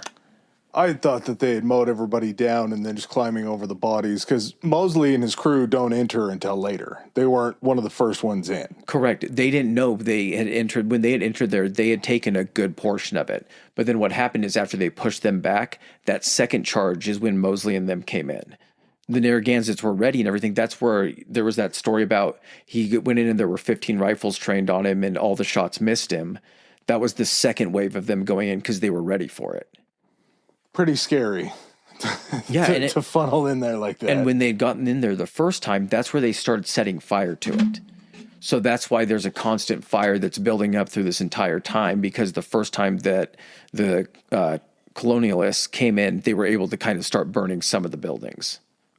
This sounds like a pretty good strategy, except for this walk through the swamp started at 5 o'clock that morning before dawn. This march straight to the Great Fort would have been 7 miles. They couldn't walk straight to the fort. They had to weave their way through these different areas of the swamp. This ended up being 14 miles.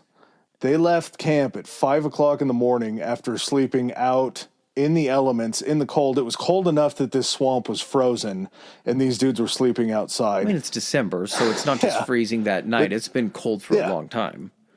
Then they march 14 miles in, get there by noon, they said, go through this battle, fight for 2 hours, and they run most of the Narragansett warriors off into the swamp to fight another day, kill a ton of them. They had 1,000 militia, 150 Pequot, and they weren't allowed to call them that, but that's what they'd previously been, so it kind of shows that they were still there, and Mohegan warriors with them.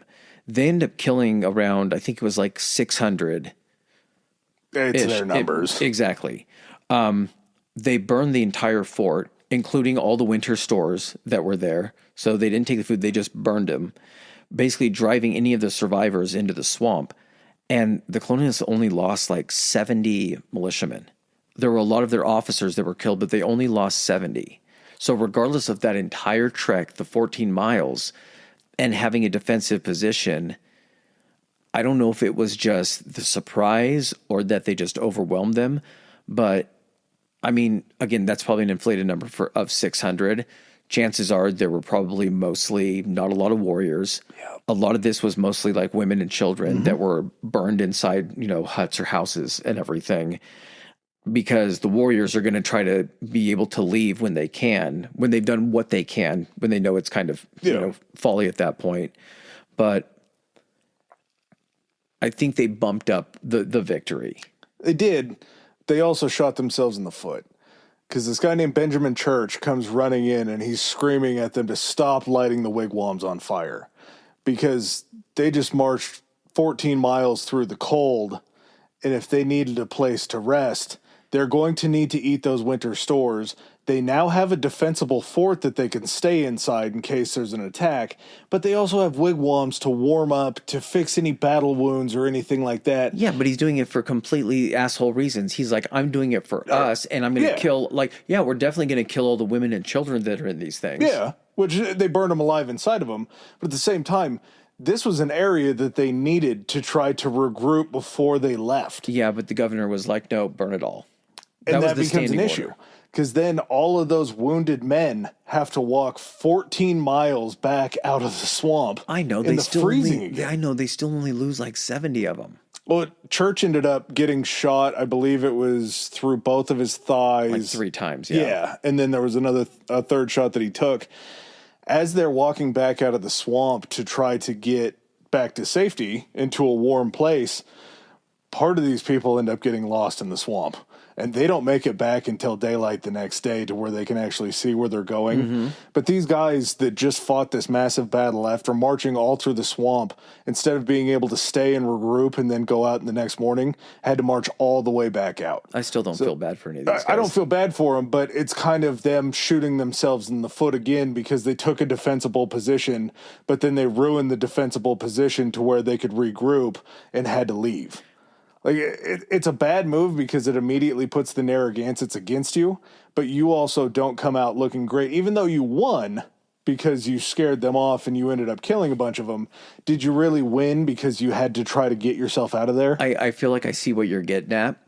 You're building this up as much of a loss for these guys as possible, because there has to be losses for them, because the end result is not what we want the end result to be.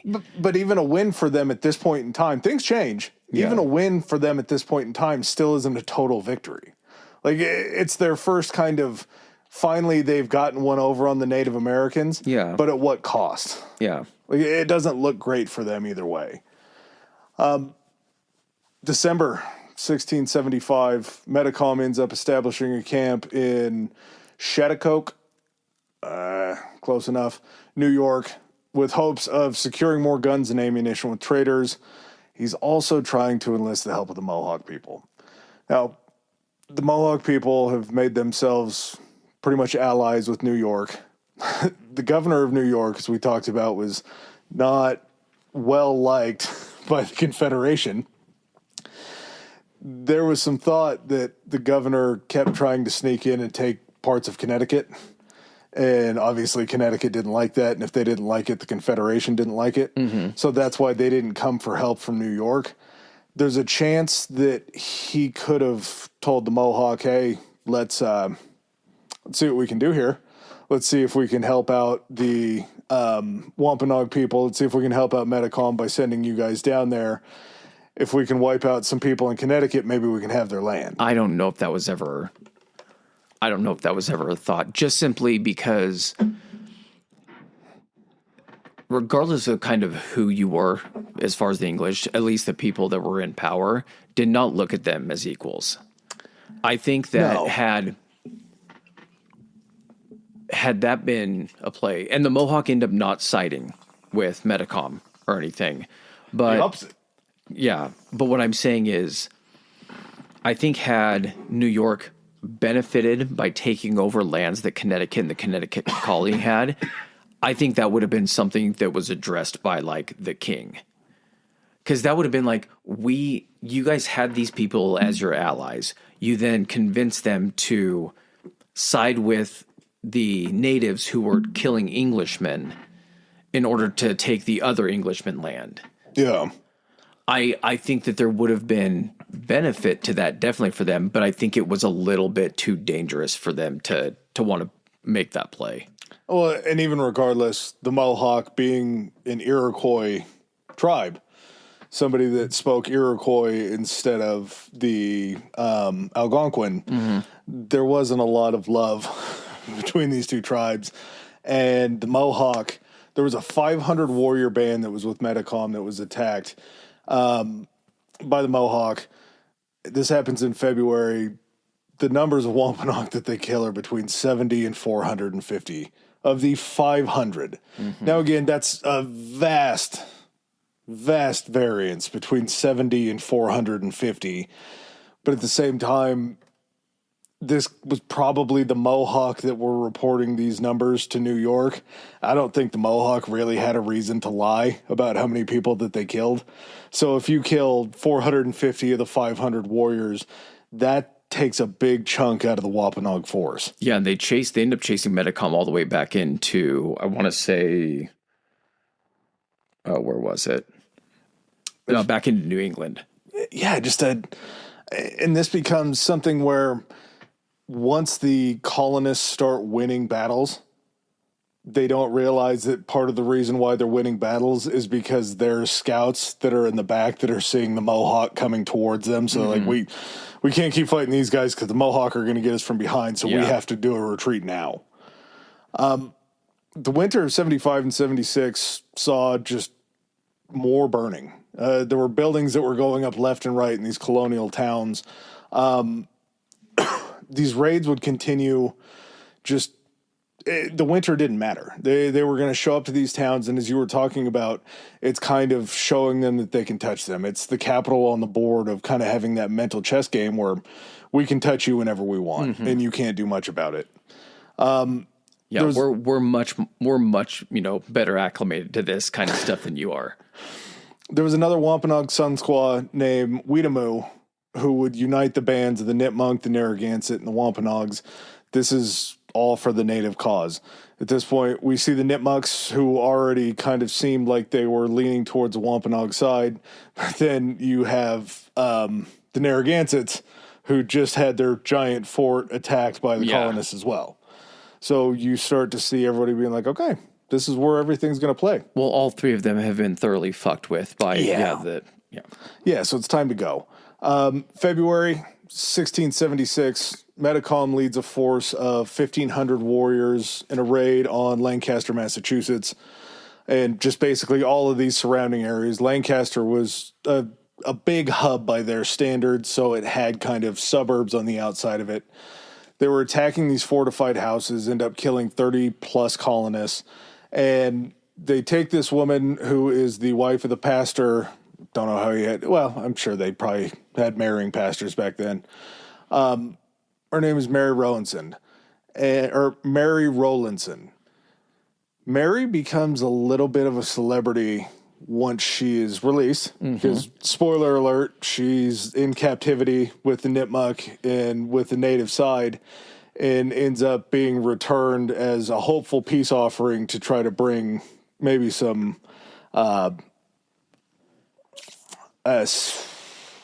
I don't know, is a gesture of goodwill towards trying to build a treaty. Yeah, like, see, we don't kill your people just indiscriminately. I think during the raid of Lancaster, there were 1,500 between the Wampanoag, the Nipmuc, and the Narragansett. Pretty big. Yeah. Pretty big force. Mary Rowlandson, after she gets out, I believe it's 2 years after she's set free, writes this bestseller. Up to that point, it was like the best-selling book in New England behind the Bible. But it was her story of captivity. This was something that was very rarely seen. I feel like we talked about something very similar to this in another... Oh, it was... Yeah. It'll have dropped at this point. Oh, no, it may not have. The kidnapping. Oh, yeah. Yeah, this is very similar to that. Yes, it is. Yeah, so either you've heard about it or you have something fun in the future to look forward to. We're talking It's about a kidnapping guess away. But she sees the natives in a light that I don't think anybody sees. Everybody sees them as savages. She doesn't. She lays that on pretty thick in her book. There's a lot of savage talk, a lot of subhuman talk, but she also brings up these little things. Like there was another raid that they went on after this Lancaster raid where one of the natives brings her back a Bible and gives her a Bible and says to her, I believe that you would like this. Like there was enough forethought to the people. And again, I'm not trying to paint kidnapping in a good light here, but it is interesting to know that the natives, this is her firsthand account, were trying to make her comfortable. There's another point in time where she actually says that she's talking to Metcomet, and Metcomet tells her, don't worry, in a few weeks you will be back at home with your family. So, like, there's a humane side to some of these natives to where she's painting that picture while she's being held, but at the same time, she's talking about the celebrations that they have when they come back from killing a bunch of militiamen. Like, it's hard what to separate fact from fiction on that. The thing that's 100% sure is that she's returned and not like looking rough. She's returned in good order. So the assumption has to be at that point you were treated fairly. Yeah, and that's one of those things where that's why I think that her account is something that we can look at as pretty factual because she shows both sides. Like, it's not just they were savages, they beat me, they starved me or anything like that. She was actually pointing to some of the humane things that they had done while keeping her captive. Mm-hmm.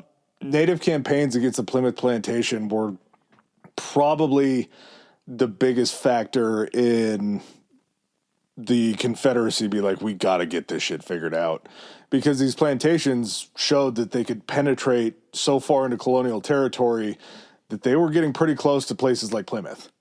Mm-hmm. That's a very scary thought for all of those people that live in Plymouth that think, well, we're fighting the natives right now, but we don't have to worry because they're just hitting kind of the frontier towns. The stuff starts popping off in the spring. Spring of 1676, Narragansett Sachem Kennichet, with 2,000 men, ends up burning Providence. Unfortunately, Kennichet is captured and killed in April. Going back March 12th, there's an attack on Plymouth Plantation that is actually, they're able to withstand the attack. And then March 29th, Providence is burned to the ground. So Providence is a huge town. Yeah. It's a major place. Providence is still Providence, Rhode Island. Yeah. Like, yeah. And all the while, I don't think that maybe they do realize it at the time, but for as much as they're giving the colonial forces a black eye, they're not killing people, but at the same time, they're leaving them with nothing. Like, if you burn somebody's house down back in that time, what do they do? Yeah. I mean, if you're looking at, okay, so they know that more people will come. Yep. That's been a consistent that they've been seeing for a long period of time.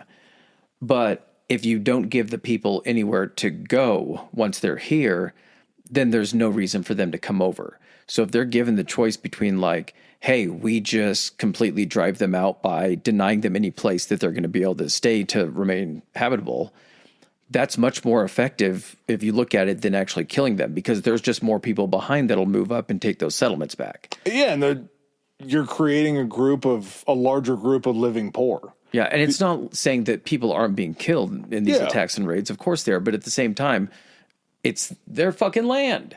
Well, and not only that, but they're still feeling the punishment. Even though they didn't get killed, they lost their entire lives. They lost their savings, their house, their everything else. So they become solely dependent.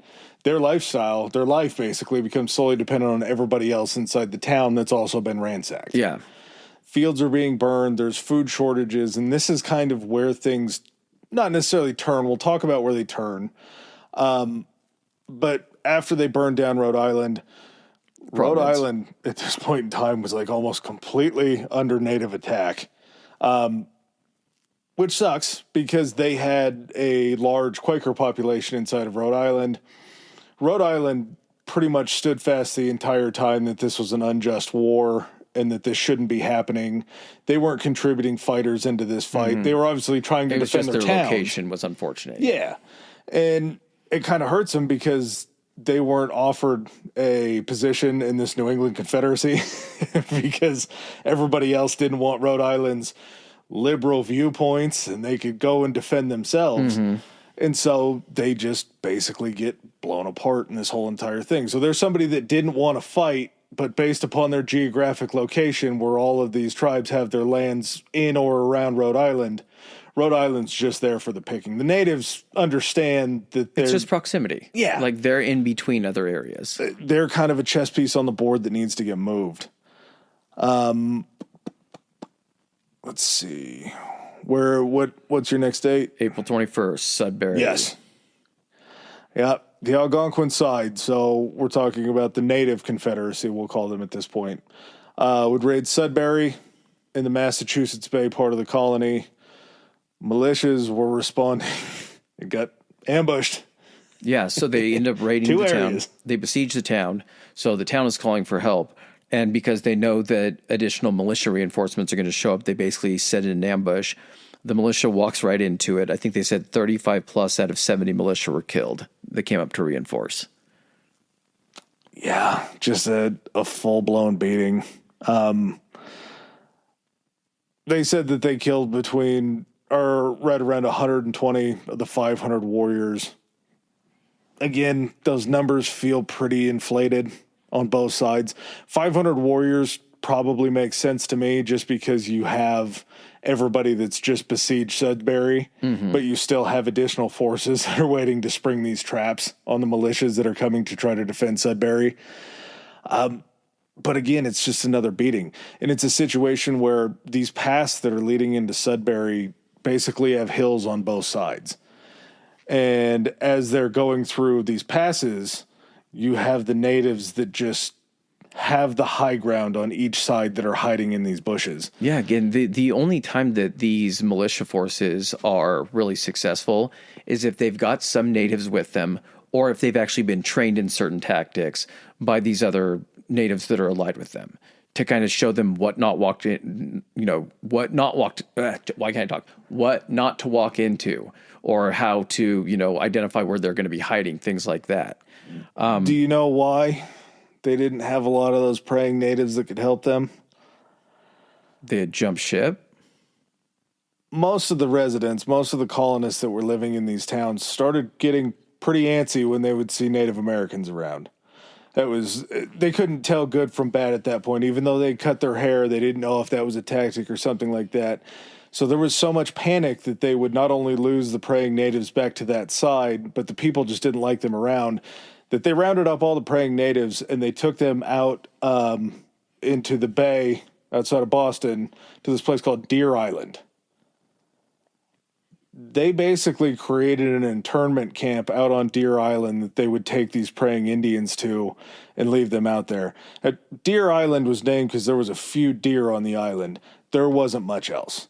And when you're out there in the bay and you're subject to all of the wind and everything like that, and you don't have a way to kill a bunch of animals you're to not make being enough fur, provided supplies and stuff like that. Not at all in a passable fashion. So they finally realized this last win at Sudbury kind of is the last major victory for the natives on this side. And it's partially because the colonists realized that they weren't winning playing this game. Like their strategy wasn't there, to where they went back out to Deer Island and said, hey, good news. You guys can start coming back, but you're going to have to immediately get into this fight with us. Yeah. You're going to need to tell us how to fight. Yeah, you're going to have to give us some pointers here or there. We're going to use you as scouts. We're going to basically try to flip the playbook. You're going to be on the front line. It's got to be better than Deer Island. And you're probably out of practice. Yeah. This kind of starts to pay off. May 19th, Captain William Turner leads 150 militia volunteers to get the jump on this fishing camp that's outside this place called Turner Falls. I think we'll find out why it's called Turner Falls. Yeah, let's see. It was at this place called Pesquiaput, something like that. And it was on the Connecticut River. Yeah. Just basically a mass killing. They said that they had ended up killing around 200 natives before the warriors that were camped upstream could respond and get down there. Which basically means that it wasn't warriors there. It was women and children and old people. Yeah, so you got the jump on a bunch of unarmed natives. The response was pretty great because the warriors that came down ended up killing 40 of the volunteers, so almost a third of the militia that came with them, including Turner. In part of the fighting, they said that there were people that were diving into the river and they were being carried over what would become Turner Falls, named after him because he died there. They said that that was a majority of the people that were dying out of the camp were people that were just basically, they didn't shoot them and kill them, but they were just going to die over the falls. When the natives were asked about this, of course, like, our people live out here. We know how to navigate falling over the falls. Nobody died in this situation. But it's just another one of those points where I don't know how this is looked at in New England, but if we were over there and we did a video at Turner's Falls, how would you assume that it got that name? Yeah. Like, we don't talk about William Turner really much at all. But this is one of the first major engagements between Native Americans and colonists. Like, this is a pretty big war. This is a pretty big deal. Oh, you mean the war is a whole... Okay, yeah. But we don't have the same heroes from this war. Like, there's not a lot of guys whose names live on to today.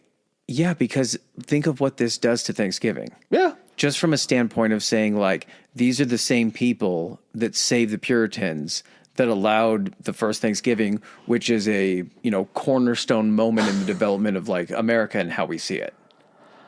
We get 2 days off because of this shit. Yeah, huh? And school gets a week off. Yeah. That's how big of a deal. So you can't taint it with this shit. No. And granted, it was 40 years later. I mean, we'll taint away. Generations. Yes. But it's still going on between the two factions that had the first Thanksgiving. After this kind of happens, we're coming to a time in May where you have the native population that's kind of starting to look at their lives past this war and past these battles. Eventually, you have to try to go back to your homelands. You have to start planting because there has to be a harvest for the coming winter.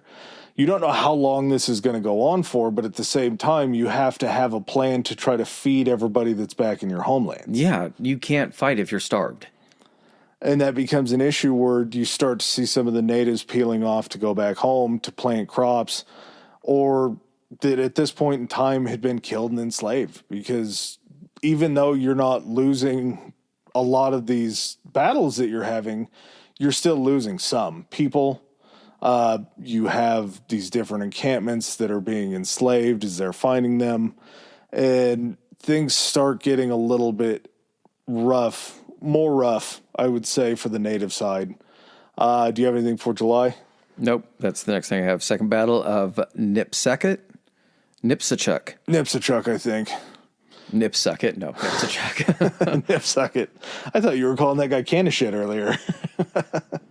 Canoshet, okay. This takes place with 300 militiamen and 100 Mohegans that would attack a band of I didn't have the tribe written down, but it was led by the Sunsquaw Quinapen. Yeah, so it was the Narragansett. Okay, so this was Narragansett. Yeah.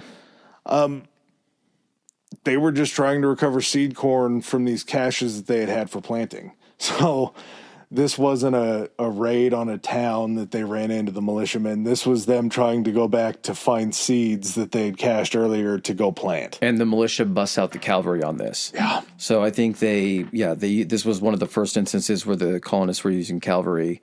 It was 100 Narragansett just being led. We're trying to recover seed corn for planting. She's killed, and any of the survivors are, surprise, surprise, sold into slavery. Yeah. And I mean, like we said at a few, of these dates of these fights, battles ago, that was the last time, 2 or 3 of these things ago that the Native Coalition was getting any victories. And it's not going to get any better because once they see this, momentum start to swing the other direction, Metcom starts losing allies. He has to end up retreating from Massachusetts because it's not safe enough there anymore, back to Rhode Island. But he ends up being tracked by the militia back to Mount Hope. Well, this is interesting to me because at this point in time, it's called King Philip's War. It's called Metcom's Rebellion. But he's really only kind of the figurehead in this battle. He's ignited fires in the Nipmuc?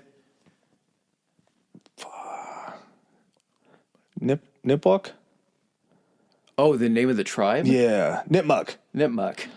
He's lit a fire under them. The Narragansett are probably fighting more of a battle for themselves with the help of the Native Confederacy because the Narragansetts had a direct attack on them first. Like the deal at the fort really stuck in their craw. Yeah, I mean, this isn't an instance of, and I'm not saying he's not a warrior because I do believe that like he fought and stuff like that. But his most useful aspect was probably in the gathering and the trying to organize these different tribes. Because if they weren't going to try to stay unified or stay together and kind of fight for a common goal, this whole thing was pointless. But at this point in time, is he the guy that you need to take out to end the war? Because it seems like things are dwindling quite a bit. I still think you need to take out the figurehead, yeah.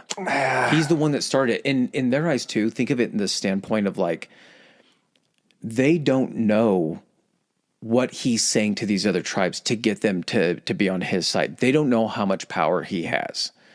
And for them, they're looking at it from the standpoint of this guy is who we think started the war. This is the guy that we think is the figurehead that is leading this entire thing.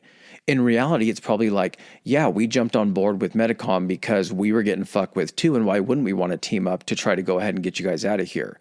There's incentive for all these other tribes to fight against them. They're not just banking on this guy from their standpoint for this thing.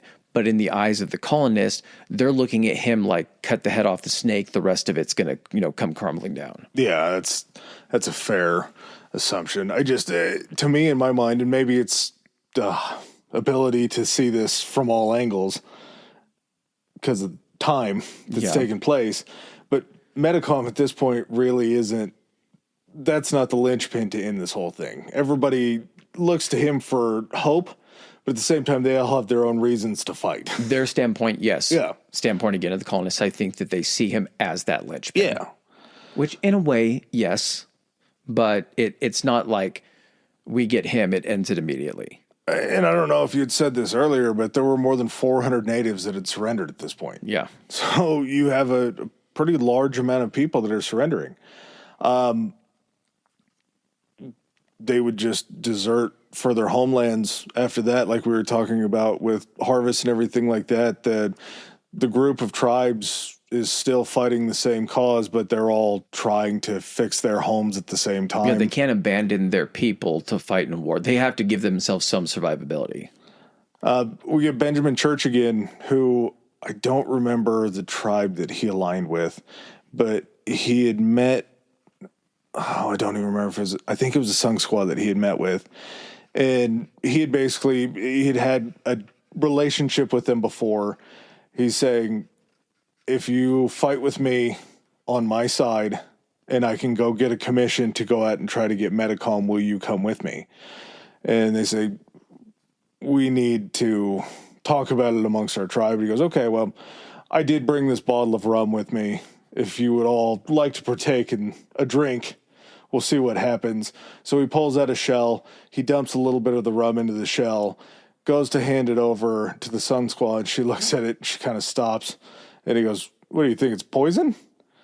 And he pulls it back to his mouth and he drinks it and he hands it back out to her. And she's still nervous. He goes, I haven't died yet. Why don't you take a drink too? And we'll see, if this is really poisoned. If you die and I died, then nobody wins this. She kind of shakes her head no. And he looks at one of the counselors and he goes to hand the shell to the guy. Guy jams both of his hands out as fast as possible because he usually doesn't get to drink at these things. Mm-hmm. Church pulls the shell back and goes, "Whoa, you going to eat the shell too?" The guy kind of slows down. He sticks it back out. The counselor sticks his fingers in it. He puts it to his mouth and he doesn't die. That's enough proof for the Sunk Squad to sit there and get drunk. They end up hammering out a deal to where he basically... Well, the one shell's not enough, but that shows her that they can continue drinking, right? Yeah, exactly. Okay. So as they're killing this bottle of rum, he's basically getting this band on board to help go get Metcom. Goes back to Massachusetts Bay, ends up getting the contract. He has to take a few more of the colonists with him. And again, these people don't want to fight. So they're just getting thrown into this with him. But Benjamin Church, I heard it mentioned many times, he's considered the first ranger. The first man who's been looked at as kind of the same training levels that Army Rangers get nowadays. Who are what, Army's Rangers are top of the Army? It depends on the branch. I believe every branch kind of has their cream of the crop, and then they all kind of butt heads about who's actually the best. Yeah, but as far as the Army goes, it's probably Rangers. I believe so. So he talks to these natives. He's like, "How do you guys do this? How do you fight so well? How can we never detect you when you're around?" They're like, "You guys wear those stupid leather boots. We can hear those things squeaking from a mile away." Mm-hmm. And not to mention, we can hear it so well because you idiots all just stand in one group and move together. You know, if we have somebody up on a ridge that's spotting and sees a group of people, we can count exactly how many people we have to fight. Yeah. The way that we fight is we spread out in lines, so there's not a grouping of us that you can try to count. We're darting between trees like you were talking earlier. They said it was like the trees were moving when these guys were fighting in the forest. And if you're shooting into a group, it's shooting fish in a barrel as opposed to trying to hit somebody that's running by. Yeah. Benjamin Church is like, "Okay, I get that." So no leather boots. We're going in moccasins. Anything else with the wardrobe to like your pants. We can hear your fabric swishing. Yeah. We know you're coming this Everything way. about you guys is loud. Yeah, it's just the art of stealth is completely lost on you guys. Mm-hmm. So they end up changing the outfits. They end up using these flanking techniques. And as they're making their way back to Mount Hope, they're picking people off left and right. They're seeing these tribes or these bands of natives, and they're getting the jump on them into their villages. They're giving them the option, "Hey, do you want to die or do you want to go back to Newport or Plymouth? Mm-hmm. Do you want to go back there?" Like, "We don't want to die. We'll go back to Plymouth." So he's sending groups of these native bands back to Plymouth to be sold off into slavery. He's sending a few soldiers back to accompany them. Yeah. Most of the time natives, which kind of is fucked that the natives are in this so deep that they're like, "Yeah, we'll take you guys back to be prisoners to be sold into slavery." And they just start kind of inching closer and closer to Mount Hope.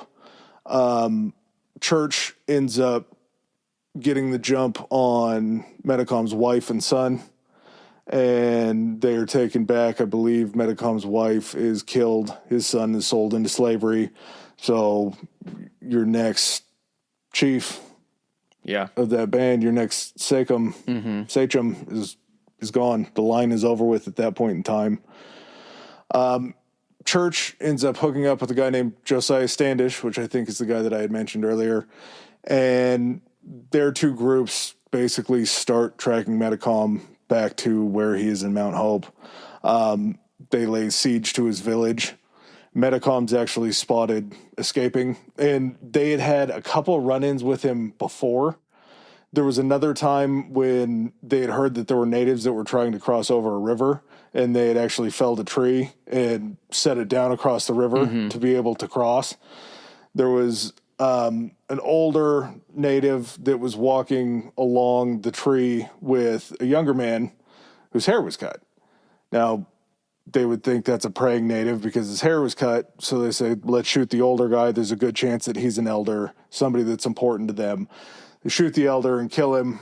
The supposed praying Indian that's standing behind him is holding a big old vat of gunpowder, throws it in the river, fucks back off into the woods. They start trying to climb over the tree. It takes them a while because this isn't like a tree that they cut all the branches off. Yeah, it's just a felled tree to get across. Yeah, they're trying to weave their way through. They get over to the other side. He's gone, but they know that they're hot on the trail of a group of natives. They end up continuing to pursue him the next day. They see that same native that was trying to cross over with the cut hair, that praying native that they thought that he was, turns around. They notice Metcom had this weird scar on his hand from a gunpowder burn that was really pretty bad. They see that. They realize that Metcom cut his hair to try to blend in. So they know that they're this close to him. As they're chasing him into the woods, they're giving pursuit. They're very close. They finally get a hold of him. They tackle him to the ground. As they go to look at him, they realize that his hair's not short anymore. And he had actually peeled off a ways back. And there was another native that was in the woods that saw he was being chased and went ahead and jumped into his place. So they saw him. They knew that it was Metcom. And then the guy that they tackle ends up just being another guy that was out in the woods. So he's drawing the ire of these guys. They're desperate at this point. They have to get a hold of Metcom. Eventually, when they do get to his village, he's trying to escape. They know that it's got to be him at this point in time. Neither Church or Standish end up firing the shots. It was actually one of the natives that fires the shots that take down Metcom. Yeah, his name was John Alderman. So a praying Indian at that point, probably, because he's got a Christian name. Yeah, August 12th, 1676. So, yeah, Metcom ends up being killed by another one of the natives in the area, or praying Indian. Yeah, they're not very respectful. They end up beheading him and chopping his body into pieces. I want to say they put his head on like a spike in Plymouth and leave it up there for, did they say a season or was it like a year or something like that? A generation. A generation. That's right. It's even more. His head sat on that palisade. Yeah. It's a long time. Yeah. It's a long time to just have a war trophy up there. You would think that this is where they would end it, right? They got the figurehead. That's their goal. Well, they start trying to do some cleanup work. August 28th, Church and his soldiers end up capturing a Pocasset Wampanoag war chief named Anawan. He was the chief captain for Metcom. So he was basically his second in command. He was very old, too. Very old man. Apparently they got the jump on him. And this comes from Church's point of view, so we got to take everything with a grain of salt at this point. He says that Anawan invited him in. They ate a meal. Because Church was there, he was offering him the negotiations to be brought back to Plymouth and not killed. He said that Anawan got up and pulled out some of Metcom's effects. He had a wampum belt. He had this giant fur that he would wear, and he hands him to Church as the man that basically won the war. I call bullshit on that. Yeah. It's interesting that they end up beheading him too. So what that, oh, by the way, he gave us all this stuff. He gave me recognition that I was the one that won the war, and then we cut off his head. Yep. Yeah, his head went up on the palisade right next to Metcom's. Yeah. So the numbers, again, are always tough at this point in time. That's pretty much the event that marks the end of Metcom's rebellion, yeah. Well, and there's a lot of stuff that happened afterwards, but this is kind of one of those things where when we talk about the revolution, we talk about the taxes and everything like that were levied against the colonies that forced the hand of the colonists to rebel. A lot of the taxes that start piling up are eventually when the English have to start sending over troops like we were talking about earlier to fight these wars. Yeah.